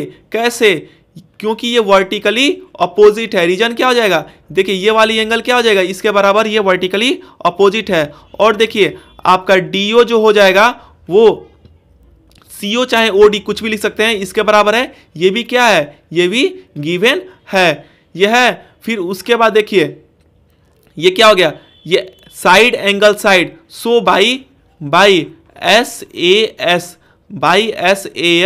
कंग्रुएंसी, बाई SAS कंग्रुएंसी क्या हो जाएगा, एंगल AOD क्या हो जाएगा, ये कंग्रुएंट हो जाएगा ट्रायंगल AOD आपका कंग्रुएंट हो जाएगा ट्रायंगल BOC से। हेंस प्रूफ हो गया। फर्स्ट पार्ट तो हमने प्रूफ कर दिया। अब देखिए सेकेंड पार्ट इसमें प्रूफ करना है। जब ये कंग्रुएंट होगा तो इसका मतलब ये वाला एंगल, देखिए ये वाला एंगल इस एंगल के बराबर होगा। क्यों, CPCT देखिए एंगल BCO बराबर हो जाएगा एंगल ODA के। देखिए ये एंगल BCO बराबर हो जाएगा BCO ODA के। और इसमें एंगल, और ये वाली एंगल देखो, ये वाली एंगल जो है, ये वाली एंगल किसके बराबर हो जाएगी, इस एंगल के। मतलब आपका CBO बराबर हो जाएगा एंगल किसके, DAO के। देखिए ध्यान से देखिए, ये वाला एंगल BCO बराबर हो जाएगा आपका ODA के, और CBO आपका बराबर हो जाएगा ये DAO के। क्यों? यहाँ पे रीजन दे देंगे CP CT से। देखिए ये एंगल बराबर हो रहे हैं, तो ये एंगल इस एंगल के बराबर होता है, तो ये अल्टरनेट एंगल को डिनोट कर रहा है जेड शेप। जेड शेप ऐसे होता है ना, देखिए बी वाला ए के बराबर है तो जेड शेप दिखा रहा है। आप ये उल्टा जेड शेप अल्टरनेट देखिए, ये भी इसके बराबर है, तो ये अल्टरनेट एंगल को शो कर रहा है। और अल्टरनेट एंगल कब होता है? जब दो लाइन पैरेलल हो। तो इसका मतलब ये क्या हो जाएगा, जो आपका ये AD है, ये AD क्या हो जाएगा? पैरेलल हो जाएगा, AD पैरेलल हो जाएगा BC के। हेंस सेकेंड वाला भी कर दिए। क्यों? आप CP CT से दिखा देंगे, उसके बाद अल्टरनेट एंगल। चलिए देखते हैं अब नेक्स्ट क्वेश्चन को। देखिए नेक्स्ट क्वेश्चन है इसी का R वाला। जो फिगर दिया हुआ है वो जो है मिड पॉइंट है AB का और CD का। यहाँ पे दिया हुआ है ना, आप देखिए मिड पॉइंट है तो AO किसके बराबर है? BO के दे रहा है। फिर आप ये CO बराबर है, ये आपका CO बराबर है OD के, तो प्रूफ करना है कि AC आपका BD के बराबर होगा। देखिए ये सिंपल है, मैं इसको कर दे रहा हूँ। AOC आप एक ट्रायंगल लेंगे और आप ट्रायंगल लेंगे BOD को, दो ट्रायंगल लेंगे। फिर आप देखिए ये AO जो है ये किसके इक्वल हो जाएगा? AO जो है आपका हो जाएगा BO के। क्यों? क्योंकि ये गिवन है कि ये मिड पॉइंट है। फिर आप देखिए यहाँ पे क्या होगा, फिर आप इसको देखेंगे तो ये आपका ये हो गया। फिर ये देखिए ये एंगल इस एंगल के बराबर हो जाएगा। क्यों? एक्स शेप हो गया ना ये वर्टिकली अपोजिट से, तो आपका हो जाएगा एंगल AOC। एंगल AOC बराबर हो जाएगा एंगल एंगल AOC आपका बराबर हो जाएगा DOB के। कैसे? वर्टिकली अपोजिट से ये इक्वल हो जाएंगे। इसका बात देखिए, ये आपका CO किसके बराबर हो जाएगा? CO आपके DO के बराबर हो जाएगा। क्यों? क्योंकि ये गिवन है कि ये मिड पॉइंट है। तो क्या हो गया? SAS कंग्रुएंसी हो गई। क्या हो गई? SAS कंग्रुएंसी से ट्रायंगल AOC क्या हो गया? कंग्रुएंट से कंग्रुएंट हो गया आपका किसके? ट्रायंगल BOD के। इसका मतलब आपका AC क्या हो जाएगा? AC BD के बराबर हो जाएगा। क्यों? CP CT मतलब क्या? Corresponding part of congruent triangle. ये ऐसे ही था, पीछे वाले क्वेश्चन की तरह था। चलिए देखते हैं अब हम नेक्स्ट क्वेश्चन को। नेक्स्ट क्वेश्चन देखिए 27 क्या है? 27 क्वेश्चन नंबर है एरिया ऑफ इक्विलेटरल ट्रायंगल। अगर ये दिया है तो पेरीमीटर है। देखिए आप लिखिए पहले formula. Area of equilateral triangle का ऐसे सिंबल बना देता हूँ। एरिया ऑफ इक्विलेटरल ट्रायंगल क्या होता है? एरिया ऑफ इक्विलेटरल ट्रायंगल होता है √3/4 इंटू साइड स्क्वायर। क्या होता है? √3/4 इंटू साइड स्क्वायर। देखिए ये फार्मूला होता है area of equilateral triangle √3/4 into side square. ये एरिया होता है। क्या दिया हुआ है? दिया हुआ है 81√3 दिया हुआ है। देखिए ऐसे काटते हैं, √3 से √3 कैंसिल हो गया, मतलब ये साइड स्क्वायर क्या हो जाएगा? Side square. ये 81 में क्या हो जाएगा? 4 से मल्टीप्लाई, ये डिवीजन है तो मल्टीप्लाई हो जाएगा। साइड क्या हो जाएगा? ये रूट ओवर क्या हो जाएगा? 81 इंटू 4। तो साइड क्या हो जाएगी? साइड आपकी हो जाएगी 81 में से बाहर निकलेगा तो 9 कॉमन आएगा, 4 में से बाहर निकलेगा तो 2 आएगा। 9 2 जा 18 सेंटीमीटर आपकी क्या आ गई? साइड आ गई। तो अब देखो पेरीमीटर ऑफ इक्विलेटरल ट्रायंगल क्या होगा? पेरीमीटर ऑफ ये इक्विलेटरल ट्रायंगल है, पेरीमीटर ऑफ इक्विलेटरल ट्रायंगल क्या होगा? 3 इंटू साइड होता है, 3 इंटू साइड होता है। तो 3 इंटू 18 क्या हो जाएगा? 18 3 जा 54 सेंटीमीटर। यही जो है इसका आंसर आ जाएगा। चलिए देखते हैं अब हम नेक्स्ट क्वेश्चन को। नेक्स्ट क्वेश्चन देखिए क्या है।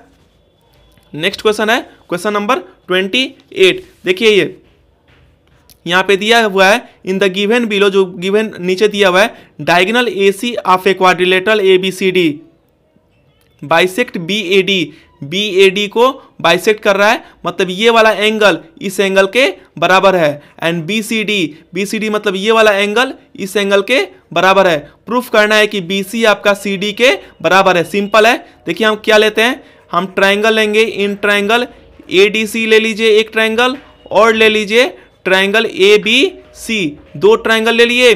अब देखिए आपका ये एंगल, देखो नेमिंग कर दो इसको, अगर 1 एंगल कर दो, एंगल 2, एंगल 3, एंगल 4, तो आप क्या होगा? ये एंगल जो ये आपका 1 है, एंगल 1 ये किसके बराबर हो जाएगा? एंगल 1 जो है एंगल 2 के बराबर। देखिए एंगल ADC में एंगल 1 और ABC में एंगल 2, एंगल 1 किसके बराबर है? एंगल 2 के। क्यों? गिवन दिया है ना कि ये बाइसेक्ट कर रहे हैं इसलिए। फिर आप देखेंगे यहाँ पे AC किसके बराबर है? यहाँ पे देखेंगे AC आपका AC के बराबर है। क्यों? क्योंकि ये दोनों में कॉमन है। फिर आप देखेंगे एंगल 3 किसके बराबर है, एंगल 4 के। क्यों, क्योंकि ये भी गिवन दिया हुआ है कि ये बाइसेक्ट कर रहा है। तो क्या हो गया, बाई आपका ए एस ए कॉन्ग्रुएंसी हो गई। ए एस ए कॉन्ग्रुएंसी के हिसाब से आपका ट्रायंगल एडीसी क्या हो जाएगा, कॉन्ग्रुएंट हो जाएगा ट्रायंगल ए बी सी के। जब ये कॉन्ग्रुएंट हो जाएंगे, इसका मतलब जो पूछ रहा है, देखो एडी का आपका जो है एडीसी का जो आपका इसमें क्या हो जाएगा, एडीसी में जो बीसी सीडी है ये किसके बराबर हो जाएगा, बीसी के। मतलब बीसी आपका किसका बराबर हो जाएगा, सीडी के। क्यों, ये आपका हो जाएगा सीपी सीटी। जब दो ट्रायंगल कॉन्ग्रुएंट हो जाते हैं तो उनके कॉरस्पॉन्डिंग एंगल और साइड क्या होते हैं, आपस में इक्वल। तो बीसी और सीडी के इक्वल हो जाएगा सीपी सीटी से। हेंस प्रूफ हो गया। यही हमें प्रूफ करना था क्वेश्चन में, इस क्वेश्चन में यही प्रूफ करना था ना। चलिए देखते हैं अब हम नेक्स्ट क्वेश्चन को। नेक्स्ट क्वेश्चन क्या है, क्वेश्चन नंबर 29 नंबर देखिए क्या है, यहां पे है फाइंड द वैल्यू ऑफ ए की वैल्यू फाइंड करनी है। फॉर विच अगर x minus one is factor of polynomial this, देखिए दिया हुआ है कि x माइनस वन जो है फैक्टर है, मतलब x माइनस वन की वैल्यू क्या आ जाएगी, 0। मतलब x की वैल्यू क्या हो जाएगी, 1 पुट करने पे ये सॉल्व होना चाहिए। पॉलिनोमियल देखिए क्या दिया है, अगर हम px मानेंगे, पॉलिनोमियल क्या है, px आपका है a square X cube minus 4ax plus 4a minus 1। देखिए यह अगर हम इस पे x की वैल्यू 1 पुट करेंगे तो 0 आना चाहिए ना। तो a स्क्वायर ये 1 का क्यूब हो जाएगा minus 4a into 1 minus 4a minus 1। ये कितना आ जाएगा, 0 आना चाहिए जब इस पे पुट करें। 1 का क्यूब क्या होता है 1, तो ये a स्क्वायर हो जाएगा मल्टीप्लाई ये 1 हो जाएगा, फिर माइनस 4a हो जाएगा, माइनस 4a हो जाएगा माइनस, ये देखिए यहाँ पे प्लस है ना, तो ये प्लस 4a और माइनस 1, ये प्लस माइनस क्या हो गया, कैंसल हो गया। मतलब a स्क्वायर माइनस 1 क्या हो गया, 0 हो गया। तो a स्क्वायर क्या हो जाएगा, प्लस 1 हो जाएगा।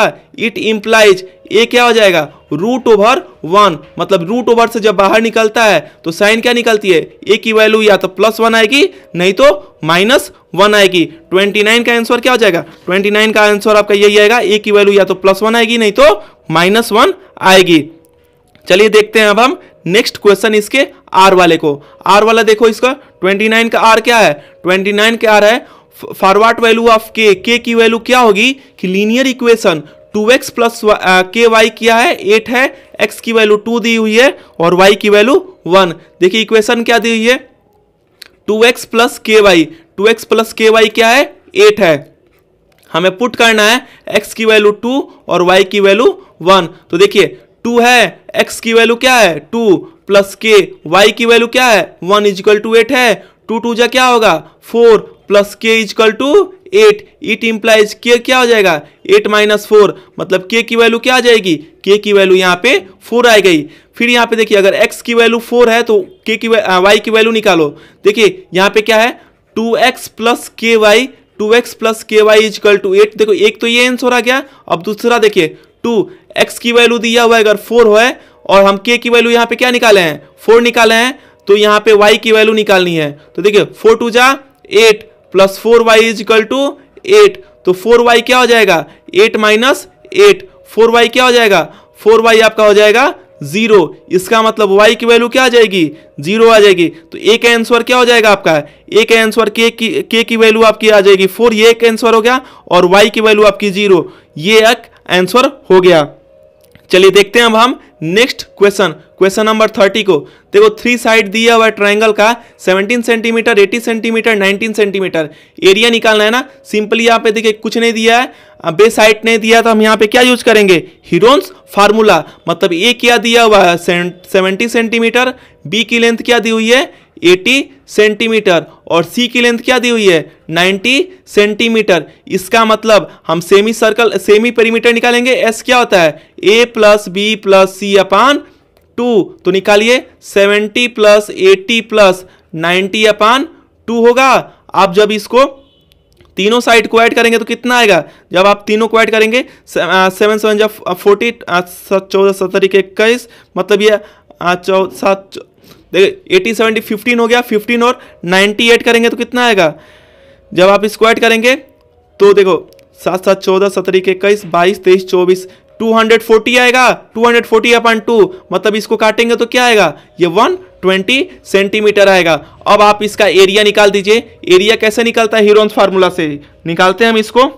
देखिए एरिया का फार्मूला क्या होता है, रूट ओवर एस माइनस ए, एस माइनस बी और एस माइनस सी, यही फार्मूला होता है ना। तो रूट ओवर क्या हो जाएगा, यहाँ एस की वैल्यू क्या है 120, तो यहाँ आपका 120, फिर 120 माइनस ए क्या हो जाएगा, 120 माइनस ए आपका 70 हो जाएगा।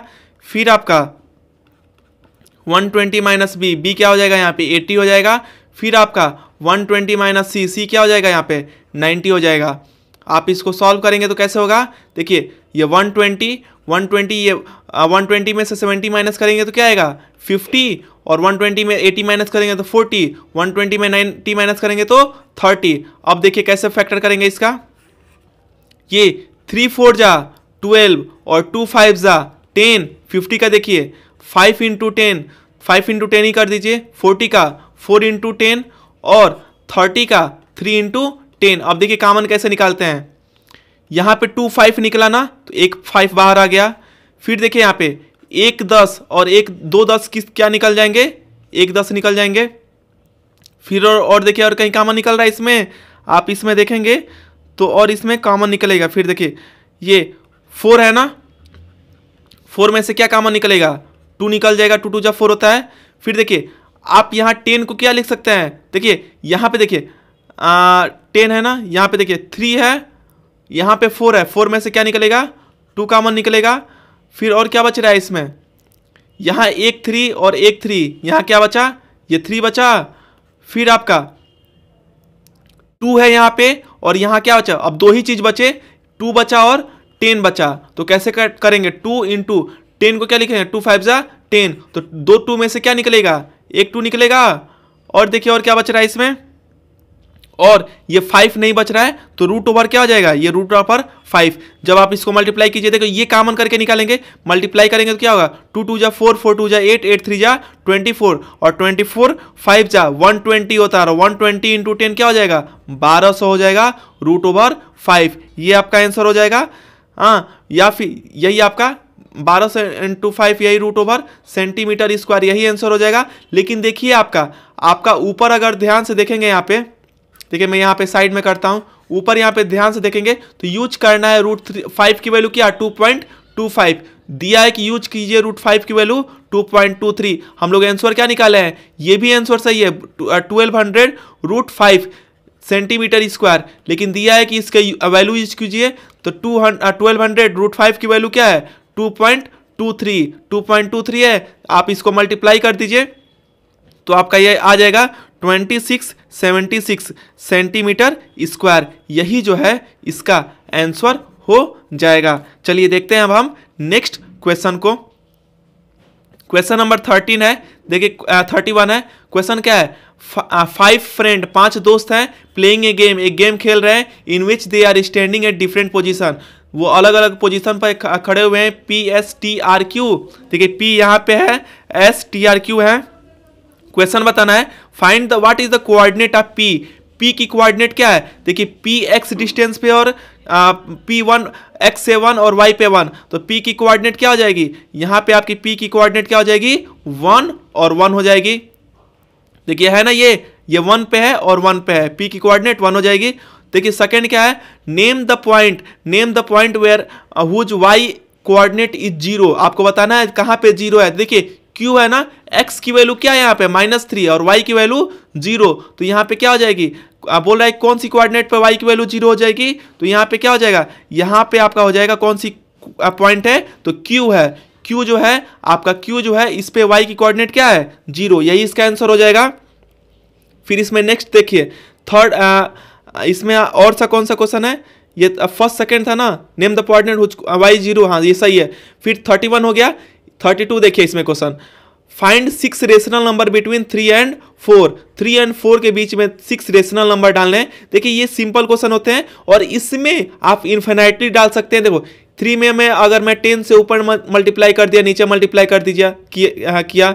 फिर 4 में भी आप 10 से ऊपर मल्टीप्लाई कीजिए और नीचे मल्टीप्लाई कीजिए। रेशनल नंबर डालने हैं तो ये क्या हो जाएगा 30/10 और इधर क्या हो जाएगा 40/10। देखो अगर इसको काटोगे 30/10 को तो 10 3 जा हो जाएगा और 10 4 जा, मतलब 3 और 4 में कोई भी वैल्यू चेंज नहीं किए हैं। 6 बोला है ना, आप इसमें डाल दीजिए कोई भी। 31/10 एक रेशनल नंबर हो गया, फिर 32/10 हो गया। इसमें इनफाइनाइटली आप कितने भी रेशनल नंबर, देखो मैं 10 से किया, आप 100 से कर सकते हैं, 50 से कर सकते हैं, 15 से कर सकते हैं। इसमें वैरी करता है सबका आंसर। क्यों? क्योंकि इसमें इनफाइनाइटली मेनी रेशनल नंबर आप डाल सकते हैं। तो जो आपका 6 डालना था, मैं 31 से 36 तक ये डाल दिया इसके बीच में रेशनल नंबर। चलिए अब देखते हैं हम नेक्स्ट क्वेश्चन देखिए। क्वेश्चन नंबर 33 क्या है? इन ए गिवन फिगर, ये फिगर दिया हुआ है, एंगल 1 किसके बराबर है? एंगल 1 आपका, देखिए एंगल 1 किसके बराबर है? एंगल 1 जो है आपका एंगल 3 के बराबर है। ये वाला एंगल किसके बराबर है? एंगल 3 के। 1 किसके बराबर है? 3 के। और क्या दिया हुआ है? और दिया हुआ है एंगल 2 किसके बराबर है? एंगल 4 के। ये वाला एंगल 2 किसके बराबर है? एंगल 4 के। फिर दिया है एंगल 3 और 4 इक्वल है। एंगल 3 किसके बराबर है? एंगल 4 के। तो 1 और 2 के बीच में रिलेशन बताना है और यूजिंग यूक्लिड एक्जियम। देखिए एंगल 1 3 के बराबर है तो एंगल 3 को क्या लिख सकते हैं? एंगल 1 लिख सकते हैं। फिर एंगल 2 4 के बराबर है, 4 2 के बराबर है ना, एंगल 4 को क्या लिख सकते हैं? एंगल 2। तो 1 और 2 के बीच में रिलेशन क्या हो जाएगा? ये दोनों एंगल जो है इक्वल हो जाएंगे। यूक्लिड का आपको इसमें लिखना है ना, यूक्लिड का, तो आप क्या लिखेंगे? यूक्लिड का, देखिए यूक्लिड आपका यूक्लिड का फर्स्ट एक्जियम बोलता है कि यूक्लिड का फर्स्ट एक्जियम बोलता है क्या? कि थिंग्स विच आर, देखिए फर्स्ट एक्जियम है things which are equal to same things. कोई थिंग्स अगर सेम थिंग्स से इक्वल है, things which are equal to same things are equal to one another. यही यहाँ पे यूक्लिड के एक्जियम होगा। देखो 1 3 में इक्वल है, 1 3 से इक्वल है, 2 4 से इक्वल है, मतलब 3 क्या होगा? आपका 1 क्या होगा? 4 से। अगर 1 3 के बराबर है, 2 4 के बराबर है, तो 1 किसके बराबर होगा? 2 के बराबर होगा यूक्लिड के पहले एक्जियम के हिसाब से। क्यों? अगर आपस में अगर दो चीज आपस में इक्वल है तो वो दोनों चीज एक दूसरे में इक्वल होंगी। अगर पहला तीसरा के बराबर है, दूसरा तीसरा के बराबर है, तो पहला और दूसरा भी आपस में क्या होंगे? इक्वल होंगे। यही यूक्लिड का एक्जियम है और इसी से आप इसको करेंगे। देखिए इसमें एक और क्वेश्चन है ना, देखिए ये आर वाला है। चलिए 33 का आर वाला हम लोग करते हैं। 33 का आर क्या है? Solve the equation 2x + 1 = x + 1। देखिए इक्वेशन क्या है? 2x + 1 = x - 3, सॉरी 3 है यहाँ पे, तो 2x - x क्या हो जाएगा? -3 - 1। तो x = क्या हो जाएगा? -4। x की वैल्यू क्या आ गई इसमें? x की वैल्यू इसमें -4 हो गई। अब देखो इसको नंबर लाइन पे ड्रॉ करना है। नंबर लाइन पे यहाँ पे देखो फर्स्ट वाला यहाँ पे कर देता हूँ। नंबर लाइन पे ड्रॉ कैसे करेंगे? -4 को आप एक नंबर लाइन ड्रॉ करेंगे। यहाँ पे क्या करेंगे? 0, यहाँ पे 1 2 3 4 5, फिर 6 ऐसे गया। इधर क्या करेंगे? -1 -2 -3 -4 -5 ऐसे गया। देखिए ये नंबर लाइन पर रिप्रेजेंट करना है किसको? x की वैल्यू -4 है ना, तो ये क्या हो जाएगा? x की वैल्यू, ये वाली चीज क्या हो जाएगी? नंबर लाइन पर रिप्रेजेंट कर दिए, x की वैल्यू -4। अब देखो कार्टेशियन प्लेन पे कैसे करेंगे? कार्टेशियन प्लेन में क्या करते हैं? x एक्सिस ड्रॉ करते हैं और y एक्सिस ड्रॉ करते हैं। इसमें भी आप नेमिंग कर दीजिए। नेमिंग कैसे करेंगे? देखो इसमें मैं इसको ब्लैक इससे कर देना हूं। इधर क्या हो जाएगा? 1 2 3 4 5। इस साइड क्या हो जाएगा? माइनस में करो, -1 -2 -3 -4 -5। इधर क्या हो जाएगा? 1 2 3 4। नीचे क्या होगा? -1 -2 -3 -4। चलो करते हैं। x = -4 ना, तो x = -4। देखो x एक्सिस पे -4 कहाँ है? यहाँ पे। इसको हमको कार्टेशियन प्लेन पे करना है, तो ग्राफ कैसे होगा? x इज इक्वल टू -4, ऐसे ये लाइन बनेगी, ये कार्टेशियन प्लेन पे ऐसे डिनोट होगा, यही ग्राफ हो गया। ऐसे ग्राफ बनाएंगे और x इक्वल टू -1 की यही लाइन आप खींचेंगे। यही जो है ये जो लाइन बनी है ये किसकी है, x इक्वल टू -4, ये इसी की ग्राफ है। चलिए अब देखते हैं नेक्स्ट क्वेश्चन को। नेक्स्ट क्वेश्चन देखिए क्या है, ये पीछे वाला क्वेश्चन क्या था, 33 था। नेक्स्ट क्वेश्चन को देखते हैं। नेक्स्ट क्वेश्चन क्या है, 34। देखिए क्या है, 111 111 का क्यूब आपको निकालना है आइडेंटिटी के हिसाब से। देखिए 111 को क्या लिख सकते हैं, 111 को आप लिखेंगे 100 प्लस 11 लिखेंगे। 100 प्लस 11 क्या होता है, 111, इसका क्यूब। देखिए फार्मूला हम जानते हैं a प्लस बी का होल क्यूब, आइडेंटिटी से लिखना है ना, तो क्या हो जाएगा, ये आपका ये हो जाएगा a cube plus B cube plus 3ab bracket में a प्लस बी, इस मतलब ये आपका 100 का क्यूब हो जाएगा। फिर प्लस बी क्यूब मतलब ये आपका 11 का क्यूब हो जाएगा। फिर प्लस 3ab मतलब 100 इंटू आपका क्या आ जाएगा, 11 आ जाएगा। फिर ब्रैकेट में a प्लस बी है, a प्लस बी मतलब 100 प्लस 11 हो जाएगा। इसका मतलब जब इसको आप सॉल्व करेंगे तो ये कितना हो जाएगा, ये आप इसको सॉल्व कर लीजिएगा, मैं इसका आपको आंसर बता दे रहा हूँ। जैसे ये एक के बाद 6 0 हो जाएगा, फिर ये 11 का क्यूब 1331 होता है, इसको मल्टीप्लाई करेंगे। आंसर मैं आपको बता दे रहा हूँ, इसको आप सॉल्व करेंगे तो 1367631, यही इसका आंसर आएगा। आंसर सॉल्व करेंगे, इसको ऐड करने पे क्या आएगा, यही आइडेंटिटी आप यूज करेंगे। बोला है ना सुटेबल आइडेंटिटी से करना है, तो आप आइडेंटिटी यही यूज करेंगे और आपका आंसर क्या आएगा, आपका आंसर आएगा 1367631, यही इसका आंसर आएगा। चलिए देखते हैं अब हम नेक्स्ट क्वेश्चन को। क्वेश्चन नंबर 35 देखिए, ABCD जो क्वाड्रिलेटरल, ABCD क्वाड्रिलेटरल है, आप बना दीजिए क्वाड्रिलेटरल ABCD। मैं यहाँ पे एक क्वाड्रिलेटरल बना दिया, क्या ABCD, ये क्या है ABCD, ABCD क्या है, क्वाड्रिलेटरल है। PQRS मिड पॉइंट है AB का।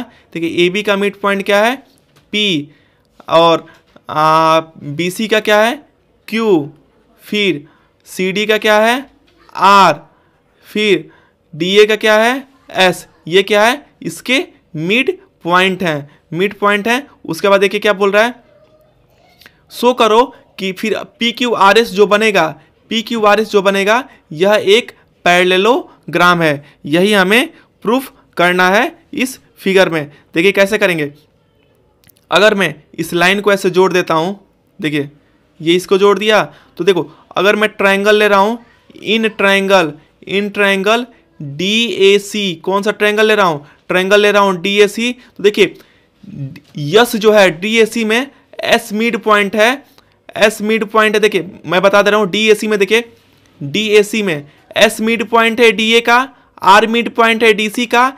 देखिए तो इस साइड इस ट्रायंगल में अगर ये इसका मिड पॉइंट है, ये इसका मिड पॉइंट है, और इसको अगर लाइन को ज्वाइन करेंगे, इसका मतलब क्या हो जाएगा, SR जो है आपका पैरेलल हो जाएगा AC के, और SR क्या हो जाएगा, ये हाफ हो जाएगा AC के। रीजन क्या होगा, आप लोग पढ़े होंगे मिड पॉइंट थ्योरम के वजह से। क्यों, मिड पॉइंट थ्योरम के वजह से। सेम आप देखेंगे यहाँ पे इन ट्रायंगल ABC में, देखिए ABC में देखिए P जो है मिड पॉइंट है AB का दिया हुआ है, Q जो है मिड पॉइंट है BC का। तो इस साइड का अगर ये मिड पॉइंट, इस साइड का ये मिड पॉइंट, इसका मतलब क्या, आपका PQ जो है पैरेलल हो जाएगा AC के, और PQ क्या हो जाएगा, PQ हाफ हो जाएगा AC का। इसका मतलब ये इसका हाफ और पैरेलल। तो देखिए यहाँ पे हाफ AC, देखिए SR पैरेलल है। देखिए अगर ये फर्स्ट स्टेटमेंट मान लो, ये सेकंड स्टेटमेंट मान लो, तो क्या हो जाएगा, SR पैरेलल AC है और AC पैरेलल PQ है। इसका मतलब SR क्या हो गया, पैरेलल हो गया, SR आपका पैरेलल हो गया PQ के। और सेम देखिए यहाँ पे SR हाफ AC है, PQ हाफ AC है, तो SR क्या हो जाएगा, SR इक्वल हो जाएगा PQ के। जब कोई भी दो साइड क्वाड्रिलेटरल की opposite sides equal and parallel होती हैं, तो वो क्या होता है, पैरेललोग्राम होता है। इसका मतलब आपका जो PQRS क्या होगा, पैरेललोग्राम हो गया। ये भी आप ऊपर वाला क्या था, मिड पॉइंट थ्योरम के वजह से, तो इस वजह से यह प्रूफ हो गया। यही हमें प्रूफ करना था। अब देखिए 35 का इसमें आर पोर्शन देखिए, आर वाला क्या है, in A triangle A B सी। चलो हम एक ट्रायंगल बनाते हैं। ट्रायंगल इसमें दिया है क्या, ट्रायंगल है इसमें, एक ट्रायंगल है ए बी सी को, तो एक ट्रायंगल बनाइए। यहाँ पे क्या, यहाँ पे ट्रायंगल है A B C. A B C triangle में क्या है, D E F mid point है ए बी का। यहाँ पे क्या है, डी जो है मिड पॉइंट है ए बी का। देखिए यहाँ पे डी मिड पॉइंट है ए बी का, फिर ई मिड पॉइंट है आपका बी सी का, एफ मिड पॉइंट है आपका ए सी का।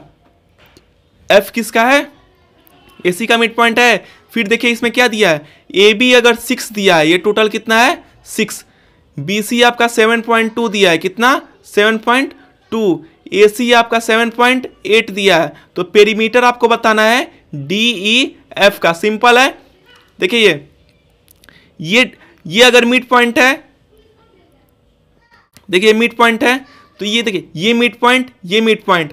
देखिए अगर आप ट्रायंगल ले रहे हैं ए बी सी का, अगर डी मिड पॉइंट है ए बी का, ई मिड पॉइंट है बी सी का, तो क्या हो जाएगा, मिड पॉइंट थ्योरम के वजह से डी ई क्या हो जाएगा, हाफ हो जाएगा ए सी का। तो डी ई की लेंथ क्या हो जाएगी, डी ई हो जाएगा हाफ ए सी। यहाँ पे रीजन क्या दे देंगे, मिड पॉइंट थ्योरम लिख देना, mid point theorem, mid point theorem होगा तो डी ई हाफ हो जाएगा ए सी। तो डी ई हाफ ए सी कितना होगा 7.8, मतलब डी ई कितना हो जाएगा, डी ई आपका हो जाएगा 2 3 जा 6 और 2 9 जा 18, 3.9 डी ई हो गया। वैसे ही ई एफ क्या हो जाएगा, ये देखिए मिड पॉइंट थ्योरम से E F half A B हो जाएगा। ए बी कितना है, ए बी 6 का हाफ 3 हो जाएगा। वैसे ही देखिए ये डी एफ क्या हो जाएगा, D F half B C हो जाएगा। तो डी एफ क्या हो जाएगा, D F half B C क्या है 7.2, मतलब हाफ हो जाएगा 3.6। पेरीमीटर मतलब क्या होता है, sum of all side of triangle, इसको ऐड कर दीजिए। तो ये 5 3 3 6 प्लस 3 ये 9 क्या हो गया 10.5। तो इसका आंसर क्या हो जाएगा, आप देखेंगे इसका आंसर, तो 10.5 सेंटीमीटर ही इसका पेरीमीटर हो जाएगा। चलिए देखते हैं अब नेक्स्ट क्वेश्चन को। नेक्स्ट क्वेश्चन देखिए क्या है, क्वेश्चन है 36, write 3x plus 2y is equal to 18। इसको किसके फॉर्म में लिखना है, इसको हमें लिखना है y is equal to mx plus c के फॉर्म में। तो देखिए 3x plus 2y is equal to क्या है, 3x plus 2y is equal to 18 है। इसका मतलब 2y क्या हो जाएगा, 18 माइनस 3x हो जाएगा। y का वैल्यू क्या हो जाएगा, y आपका हो जाएगा ये देखिए 2y, x वाले को पहले लिखिए, पहले क्यों, क्योंकि y equal to mx plus c के फॉर्म में लिखना है ना। तो ये माइनस 3x प्लस 18 हो जाएगा। उसके बाद देखिए y को क्या लिखेंगे, y आपका हो जाएगा माइनस 3x प्लस 18 अपान 2 हो जाएगा। देखो ये आपका इक्वेशन हो गया, लेकिन हमें इसको किस में लिखना है, y equal to mx plus c में। तो आप सेपरेटली कर दीजिए, ये क्या हो जाएगा माइनस 3x/2 हो जाएगा और माइनस ये प्लस 18/2 हो जाएगा। मतलब ये y इज इक्वल टू क्या हो जाएगा माइनस 3/2x हो जाएगा और ये प्लस 2 9 जा 18 होता है ना, प्लस 9 हो जाएगा। y is equal to mx plus c, ये इसके फॉर्म में हो गया। फिर देखिए ये तो फॉर्म हो गया, अब आपको यहाँ पे ग्राफ बनाना है। ग्राफ बनाएंगे कैसे, देखिए इक्वेशन हम लोग क्या बनाए, y is equal to minus 3/2x plus 9। अगर x की वैल्यू हम यहाँ पे 0 पुट करेंगे तो देखो y कितना आ रहा है, अगर x की वैल्यू 0 पुट करेंगे तो ये वाली चीज कट के 0 हो जाएगी। तो क्या हो जाएगा, y इज इक्वल टू क्या हो जाएगा 9 हो जाएगा। वैसे ही अगर y की वैल्यू अगर हम 0 पुट करेंगे यहाँ पे तो देखिए क्या होगा, अगर ये 0 हो गया, देखिए सॉल्व कीजिए, अगर y इक्वल टू 0 हो गया तो ये क्या हो जाएगा माइनस 3/2x प्लस 9 होगा। तो ये इधर आएगा तो क्या हो जाएगा minus 9 equal to minus 3/2x हो जाएगा। माइनस 3x क्या हो जाएगा माइनस 18, मतलब x क्या हो जाएगा, x इक्वल टू ये 6 हो जाएगा। मतलब y इक्वल टू 0 होगा तो x की वैल्यू क्या आ जाएगी, x की वैल्यू 6 आ गई। 2 पॉइंट आ गए। चलिए अब ग्राफ बनाते हैं हम लोग। ग्राफ कैसे बनाएंगे, देखिए एक पॉइंट हम लोग 0 9 लाए हैं और दूसरा पॉइंट क्या लाए हैं 0 और आप एक पॉइंट x की नहीं, देखो एक पॉइंट, हाँ x की वैल्यू 0 y की वैल्यू 9 और x की वैल्यू हम लोग एक पॉइंट क्या निकाले हैं 6 और y की वैल्यू 0। देखो कैसे बनाएंगे, अगर हम ऐसे ग्राफ बनाते हैं, देखिए सब पॉजिटिव हैं तो पॉजिटिव है, यहाँ पे स्पेस की कमी, ऐसे देखो बनाते हैं ग्राफ ना।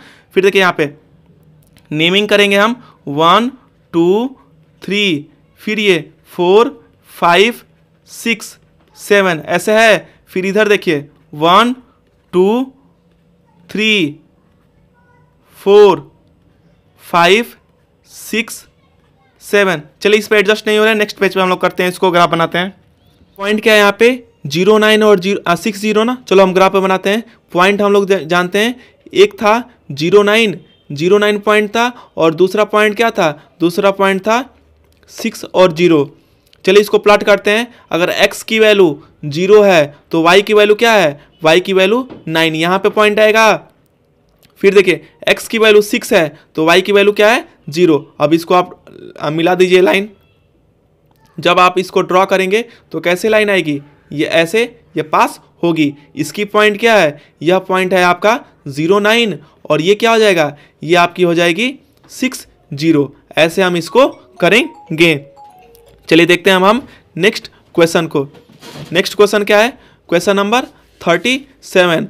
ए बर्थडे कैप, एक बर्थडे कैप है, is in the form of right circular cone. एक बर्थडे केक जो है वह किसके फॉर्म में है, कोन के फॉर्म में है, जिसका बेस जो है कितना है, बेस का रेडियस क्या है 5 दिया हुआ है। और देखिए स्लेंट हाइट क्या है 13।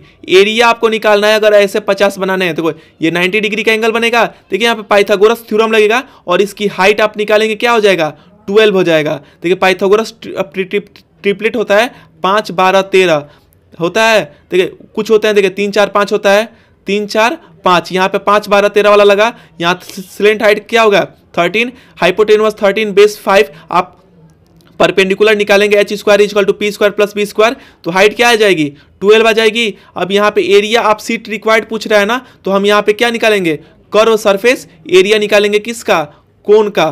कोन का कर्व सरफेस एरिया क्या होता है, पाई आर एल होता है, पाई आर एल। देखिए यहाँ पे हाइट की जरूरत ही नहीं है, मैं तो यहाँ पे निकाल दिया 12, लेकिन इसकी जरूरत नहीं है। पाई आर एल निकालना है तो देखो 22/7, रेडियस क्या है 5 है, एल क्या है यहाँ पे 13, एल तो हमें 13 दिया हुआ ही है। अब इसको सॉल्व करेंगे तो कितना आएगा 22 × 5, इसको सॉल्व करेंगे तो आप इसको देखो, ये 110 आ गया, और ये 110 × 13/7, इसको सॉल्व करेंगे तो आपका ये आ जाएगा 204.29 सेंटीमीटर स्क्वायर। यही इसको सॉल्व करेंगे आएगा।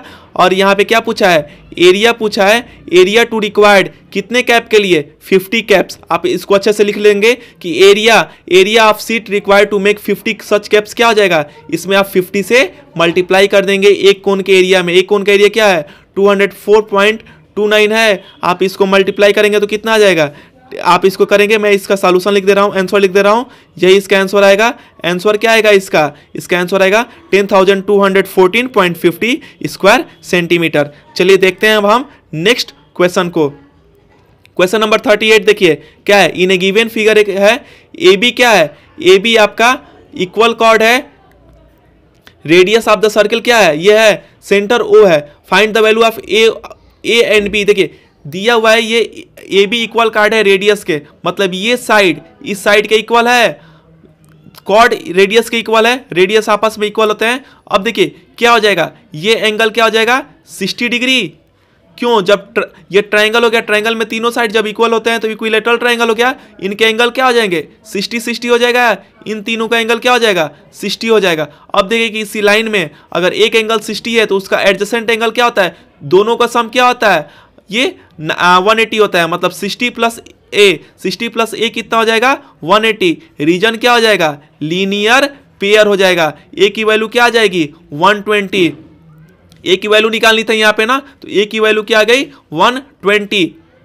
अब देखिए हम लोग पढ़े हैं साइक्लिक क्वाड्रिलेटरल के बारे में, अगर सर्कल के अपोजिट एंगल का सम क्या होता है, देखो साइक्लिक क्वाड्रिलेटरल मतलब अगर एक क्वाड्रिलेटरल सर्कल के अंदर इंस्क्राइब है, इसके चारों वर्टेक्स जो है इस पे टच कर रहे हैं, तो अपोजिट एंगल का सम कितना होता है 180। तो देखिए यहाँ पे एंगल बी और ये अपोजिट क्या है 60, मतलब एंगल बी प्लस 60 कितना हो जाएगा 180 हो जाएगा। रीजन क्या हो जाएगा, रीजन यहाँ पे साइक्लिक क्वाड्रिलेटरल इसमें आप लिख देंगे तो b की वैल्यू क्या आ जाएगी, b इजकल टू आप जाएगा 180 माइनस 60, मतलब b की वैल्यू आपकी 120 डिग्री हो गई। तो इस क्वेश्चन में, क्वेश्चन नंबर 38 में a की भी वैल्यू आपकी 120 आई और b की भी वैल्यू कितनी आई, 120 आ गई। चलिए देखते हैं अब हम नेक्स्ट क्वेश्चन को। नेक्स्ट क्वेश्चन देखिए क्या है, 39। यहाँ पे दिया हुआ फिगर में ए बी जो है पैरेलल है किसके, डीसी के, और बी डी सी एंगल दिया है 35 और ये 80 दिया है, एक्स वाई जेड निकालना है। देखो ये पैरेलल है, इसका मतलब एक्स की वैल्यू क्या होगी, 35। क्यों 35 डिग्री होगी, आंसर क्या होगा, अल्टरनेट इंटीरियर एंगल। देख रहे हैं ये जेड से बन रहा है ना, जेड शेप, ऐसे जेड शेप बन रहा है, ये एंगल इस एंगल के बराबर होता है, मतलब ये 35 किसके बराबर हो जाएगा, 35 आपका एक्स के बराबर हो जाएगा।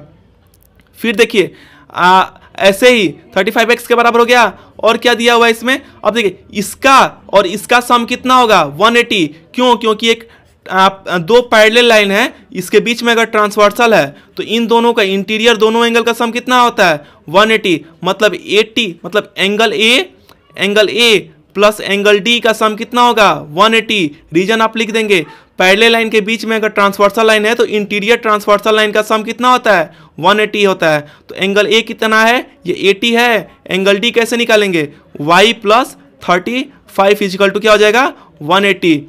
तो y is equal to y plus क्या हो जाएगा, स्क्वायर करेंगे तो 5 8 3 11 इजिकल टू 180, मतलब y की वैल्यू आपकी क्या आ जाएगी, y की वैल्यू इसमें क्या आ जाएगी, 65 डिग्री आ जाएगी। हम क्या निकाल दिए, x की वैल्यू निकाल दिए, x की वैल्यू 35 है और y की वैल्यू क्या है, 65 है, ये हो गया। अब देखिए इसमें z बच रहा है ना, देखिए इसमें z कैसे निकालेंगे, आप इसमें ध्यान देंगे तो देखिए कैसे z निकलेगा इसमें, ये आपका ये आ गया 80 और ये देखिए x और y तो निकाल दिए, z कैसे निकालेंगे, देखो ये ट्रायंगल देखो बन गया, ये triangle in triangle B C D, देखिए यह ट्रायंगल बन गया। इस ट्रायंगल में angle B plus angle C plus angle D का सम कितना होगा, 180 होगा। एंगल बी देखिए क्या होगा, y माइनस 30, y की वैल्यू क्या आई है, y की वैल्यू 65 आई है। 65 में से आप 30 माइनस कर दीजिए, 65 में से अगर 30 माइनस करेंगे तो कितना आएगा, 35 डिग्री। तो b की वैल्यू क्या आ गई यहाँ पे, 35। c की वैल्यू क्या है, c की वैल्यू मतलब यही z निकालना है, प्लस d की वैल्यू क्या है, 35। ये किसके बराबर हो गया, 180। तो z प्लस ये 70 हो गया, इसको डायरेक्ट देखो स्पेस का हमें डायरेक्ट करते हैं, ये 70 है तो 180 में से 70 माइनस करेंगे तो 110 डिग्री आ जाएगी। जेड की वैल्यू कितनी आ रही है इस क्वेश्चन में, क्वेश्चन नंबर 39 में जेड की वैल्यू आपकी 110। तो क्या आंसर आ गया इसका, y की वैल्यू इसमें 65 आ गई, जेड की वैल्यू 110 आ गई, और इसमें और क्या निकालना था, x तो हम स्टार्टिंग में ही निकाल चुके हैं, x की वैल्यू इसमें आई है आपकी 35 डिग्री। ऐसा ही ये क्वेश्चन हम लोग करेंगे।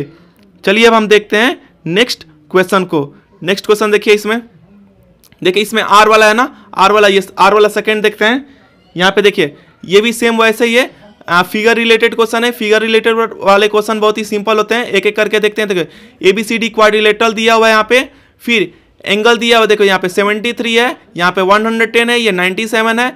आपकी ये वाली साइड इसके पैरेलल है और ये वाली साइड इसके पैरेलल है। इसमें क्या निकालना है, EBF निकालना है, ये वाला एंगल निकालना है। अब देखिए हम कैसे निकालते हैं, ये इसके पैरेलल है, मतलब इस एंगल और इस एंगल का सम 180 होगा, तो ये 110 है तो ये कितना हो जाएगा, ये 70 डिग्री हो जाएगी। ये देखिए 97 है, ये 97 है तो ये वाली एंगल कितना हो जाएगा, ये वाला देखो यहाँ पे ये वाली एंगल आप ध्यान से देखेंगे, देखिए ये वाली एंगल अगर 97 है, 97 तो इसका सम 180 होगा, तो 180 में से माइनस कर दिए 97 को तो कितना होगा, ये माइनस करेंगे 3 हो गया, 17 में से 9 माइनस करेंगे तो 8 होगा, मतलब ये कितना आ गया, 83 आ गया। 83 हो गया तो ये भी कितना हो जाएगा, ये भी एंगल आपका 83 हो जाएगा। क्यों, वर्टिकली ऑपोजिट से हमको ये वाली एंगल निकालना है, ये 83 हो गया।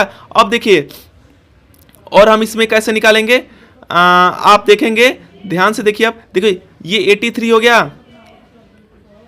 अगर हमको इस एंगल की वैल्यू आ जाएगी। तो इस ट्रायंगल में तीनों एंगल का सम होता है, उस हिसाब से आप इसको कर देंगे।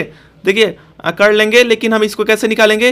देखिए ये अल्टरनेट एंगल, देखो यहाँ से ध्यान से देखो, देखिए इसमें अगर ध्यान से देखेंगे, देखो अगर दो पैरेलल लाइन है, इसमें अल्टरनेट एंगल होता है ना, ये वाला एंगल इस एंगल के इक्वल। तो देखिए ये एंगल इस एंगल के, ये देखिए ये साइड इस साइड के पैरेलल दिया है। तो देखो यहाँ पे जेड शेप ऐसे बन रहा है, ध्यान से देखिए। तो ये वाली एक्स, देखो ये वाली एंगल किसके बराबर हो जाएगा? इस वाले एंगल के। मतलब इसकी वैल्यू क्या हो जाएगी? 70 डिग्री हो जाएगी। मतलब इन ट्रायंगल, आप देखेंगे इसको ध्यान देंगे, तो in triangle F B E में क्या हो जाएगा? Angle F plus angle B plus angle E का सम कितना होगा? 180। क्यों? क्योंकि एक ट्रायंगल में इंटीरियर एंगल का सम कितना होता है? 180। एंगल एफ कितना हम लोग निकाले हैं? 83। एंगल बी कितना निकाले हैं? एंगल बी यही तो निकालना है हमें। क्या निकालना है? एंगल बी ही एंगल ई बी एफ है, इसी को निकालना है। और एंगल ई कितना है? एंगल ई आपका 70 डिग्री है। ये किसके बराबर है? 180 के। तो angle E B F plus आप इसको सम करेंगे 83 प्लस 70, तो 3 7 7 जा 14 153 डिग्री किसके बराबर आ गया? 180 के। तो एंगल ई बी एफ की वैल्यू क्या आ जाएगी? 180 में से माइनस करेंगे 153, तो इसको माइनस करेंगे तो 7, और ये 7 में से 5 गया, 7 में से 5 गया तो क्या हो जाएगा? ये 27 डिग्री। यही ऐसे इसको निकालेंगे। चलिए अब देखते हैं हम नेक्स्ट क्वेश्चन को। And Celsius C are two different unit of temperature. Temperature के दो डिफरेंट यूनिट हैं, उनका रिलेशन दिया हुआ है। C equal to F 5/9 F minus 32। इसका ग्राफ बनाना है और किस टेम्परेचर पे दोनों इक्वल होते हैं ये बताना है। और बताना है सेल्सियस की यूनिट क्या होगी अगर फ़ारेनहाइट 30 डिग्री फ़ारेनहाइट है। देखिए इक्वेशन क्या है? C equal to 5/9 F minus 32। देखिए इसमें 3 क्वेश्चन है, एक क्वेश्चन कर हम लोग करते हैं। देखिए पहले हम ग्राफ बनाते हैं। ग्राफ कैसे बनाएंगे? हम इसमें वैल्यू पहले फाइंड करेंगे C और F की। आप C और F की 2 पॉइंट फाइंड करोगे तभी ना इसकी ग्राफ बनेगी। तो देखो 2 पॉइंट के लिए हम इसका वैल्यू फाइंड अप करते हैं। अगर हम F की वैल्यू यहाँ पे क्या पुट करें? अगर हम F की वैल्यू यहाँ पे 41 पुट कर रहे हैं तो देखिए क्या आ रहा है? C इक्वल टू क्या होता है? 5/9 F माइनस 32 होता है। तो देखिए ये तो C इक्वल टू क्या हो जाएगा? 5/9 F की वैल्यू यहाँ पे 41 पुट कर दीजिए माइनस 32, मतलब क्या हो जाएगा? 5/9 ये इंटू 9 हो जाएगा। 9 से 9 कैंसिल हो गया तो C क्या हो जाएगा? 5। मतलब अगर सेल्सियस की वैल्यू 5 है, मतलब 5 डिग्री सेल्सियस पे फ़ारेनहाइट क्या है? 41। एक पॉइंट हो गया। एक और निकालिए इसमें। अगर मैं फ़ारेनहाइट लेता हूं यहाँ पे 50, तो देखिए C क्या हो जाएगा? C हो जाएगा यहाँ पे 5/9, ये 50 माइनस 32 कर दीजिए इस इक्वेशन के हिसाब से। तो क्या हो जाएगा? 5/9, या माइनस करेंगे तो ये आपका 18 हो गया, फिर 9 2 जा 18। तो C इक्वल टू क्या हो जाएगा? C equal to 10। मतलब सेल्सियस अगर 10 डिग्री लेंगे तो फ़ारेनहाइट आपका क्या आएगा? फ़ारेनहाइट आपका आएगा 50। चलिए आप यहाँ पे ग्राफ ड्रा कर दीजिए। इसमें ग्राफ ही बनाना था ना। देखिए ग्राफ कैसे ड्रा करेंगे? ग्राफ हम लोग बहुत इसमें ड्रा कर चुके हैं। आप अपने एनसीईआरटी के नोटबुक में भी प्रैक्टिस किए होंगे। देखिए यहाँ पे मैं 10-10 का गैप ले लेता हूँ। 10 20 30 ये 40, फिर यहाँ पे 10 20 30 40 50, यहाँ पे -10 -20 -30 -40, यहाँ पे इस साइड -10 ये 0 हो गया, -10 -20 -30 -40 -50। वैल्यू पुट अप कीजिए। मैं इसको देखो, इसको मैं क्या मान लिया? सेल्सियस हो गया, और ये क्या हो गया? फ़ारेनहाइट हो गया। अब देखिए 5 डिग्री अगर आपका सेल्सियस है, सेल्सियस क्या है? 5 अगर यहाँ पे है तो फ़ारेनहाइट आपका क्या आ रहा है? सेल्सियस 5 है। देखिए इसको दूसरे पेन से करते हैं ताकि कन्फ्यूजन ना हो। इसकी कलर हम लोग चेंज करते थे। देखो सेल्सियस अगर 5 है तो 10 और आप ग्राफ में बनाएंगे तो उसमें एक्यूरेटली दिखेगा। सेल्सियस अगर 5 है तो फ़ारेनहाइट कहाँ है? फ़ारेनहाइट आपका 41 है, मतलब आपका यहाँ पे आएगा। 41 कहाँ आएगा? यहाँ पे आ रहा है। फिर देखिए आपका अगर सेल्सियस अगर 10 है, कहाँ है? सेल्सियस आपका ये 10 है, तो फ़ारेनहाइट कहाँ आ रहा है? फ़ारेनहाइट आपका 50 आ रहा है। कहाँ आ रहा है? यहाँ पे। मतलब आप जब आप इसको ग्राफ पे बनाएंगे तो ये जो है आपकी कुछ ऐसे, ये लाइन जो है कुछ ऐसे ये जाएगी। यही ग्राफ आपका एक्यूरेटली सही है। ऐसे ही आप करेंगे। चलिए अब हम देखते हैं, ये तो ग्राफ वाला हो गया। फिर अब इसमें बताना है कि किस पे दोनों की वैल्यू सेम है, उसको हम इसको सॉल्व करते हैं। देखिए दोनों की वैल्यू सेम बोल रहा है ना, मतलब रिलेशन क्या है? c equal to 5/9 f minus 32। हमें बताना है कि c की वैल्यू और f की वैल्यू कब इक्वल होगा। दोनों को आप x मान लीजिए, मतलब c भी x मान लीजिए और 5/9 ये f भी मान लीजिए क्या? x minus 32। अब इसको सॉल्व कीजिए तो क्या हो जाएगा? ये क्रॉस मल्टीप्लाई x इंटू 9 हो जाएगा, ये 9x हो जाएगा। 9x इक्वल टू क्या हो जाएगा? 5x माइनस ये 5 2 जा 10, 5 3 जा 15, 1 16। मतलब ये 4x क्या हो जाएगा? 4x आपका minus 160। 4x equal to minus 160 हो गया। तो x की वैल्यू क्या आ गई? x की वैल्यू आ गई आपकी 160/4। मतलब ये क्या हो गया? माइनस 40। मतलब x की वैल्यू क्या हो गया? माइनस 40। आप साइंस में याद भी कर लिए होंगे कि कौन सी ऐसी टेम्परेचर होता है जहाँ पे सेल्सियस और फ़ारेनहाइट की वैल्यू सेम होती है। तो आंसर क्या होता है? -40 डिग्री पे, -40 डिग्री पे सेल्सियस और फ़ारेनहाइट सेम होती है। अब यहाँ पे हम प्रूफ भी कर चुके हैं। फिर देखिए आपको एक और क्वेश्चन है कि आपको सेल्सियस फाइंड करना है, वो किसके बराबर होगा अगर फ़ारेनहाइट क्या है? 30 डिग्री फ़ारेनहाइट है। तो c equal to 5/9 f minus 32। यही फार्मूला होता है ना। फ़ारेनहाइट क्या है? 30 है। आप इस पे पुट कीजिए c इक्वल टू 5/9। f की वैल्यू क्या है? f की वैल्यू यहाँ पे दिया है कि अगर 30 डिग्री पे निकालिए -32 हो जाएगा। मतलब 5/9 है और ये क्या है? -2। तो 5 2 जा -10/9। मतलब यही वो सेल्सियस किस पे इक्वल होगा फ़ारेनहाइट का? तो सेल्सियस आपका आंसर हो जाएगा -10/9। -9 डिग्री सेल्सियस होगा जब फ़ारेनहाइट क्या होगा? आपका 30 डिग्री फ़ारेनहाइट होगा तब। चलिए देखते हैं अब हम नेक्स्ट क्वेश्चन को।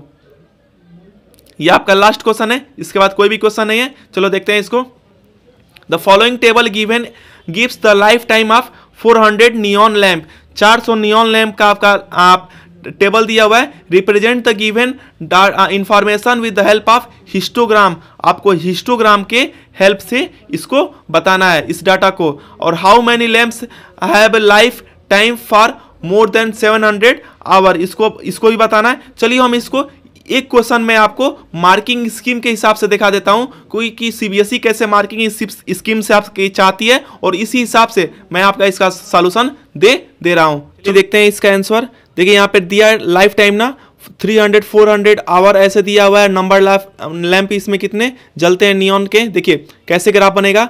ये देखो 0 से 100 200 300 400 आप लाइफ टाइम डालेंगे यहाँ पे, और ऊपर क्या डालेंगे? यहाँ पे साइड में डालेंगे आप नंबर ऑफ लैंप्स के बारे में। तो देखिए 300 से 400 के बीच में कितने हैं नंबर ऑफ लैंप? 414 हैं। तो यहाँ पे कैसे करेंगे? ये 300 से 4 के बीच में ऐसे ये ग्राफ पे बनाएंगे तो ये 14 पे आएगा। ऐसे ही सभी के डाटा दिए हुए यहाँ पे कितने आवर हैं और कितने लैंप हैं, नंबर ऑफ लैंप चल रहा है, इस हिसाब से आप इसको एडजस्ट करेंगे। ये फिगर के हिसाब से मैं दिखा दिया हूँ। एक क्वेश्चन में आपका सीबीएसई के मार्किंग स्कीम के हिसाब से ऐसे ही बनेगा। हिस्टोग्राम आप अपने मैथ में स्टैटिक्स में प्रैक्टिस भी किए होंगे।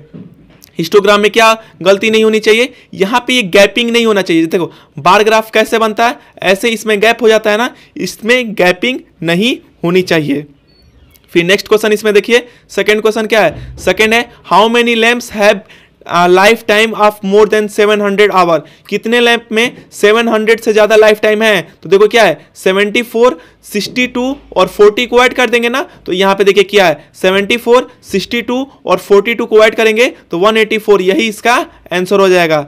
ये था इस ओसवाल के सैंपल पेपर मैथ का थर्ड के सभी क्वेश्चन के सॉल्यूशन। इसके बाद हम मिलेंगे आपसे ओसवाल के मैथ के सॉल्व पेपर के सभी क्वेश्चन के सॉल्यूशन के साथ। तब तक के लिए keep smiling. Okay, thank you.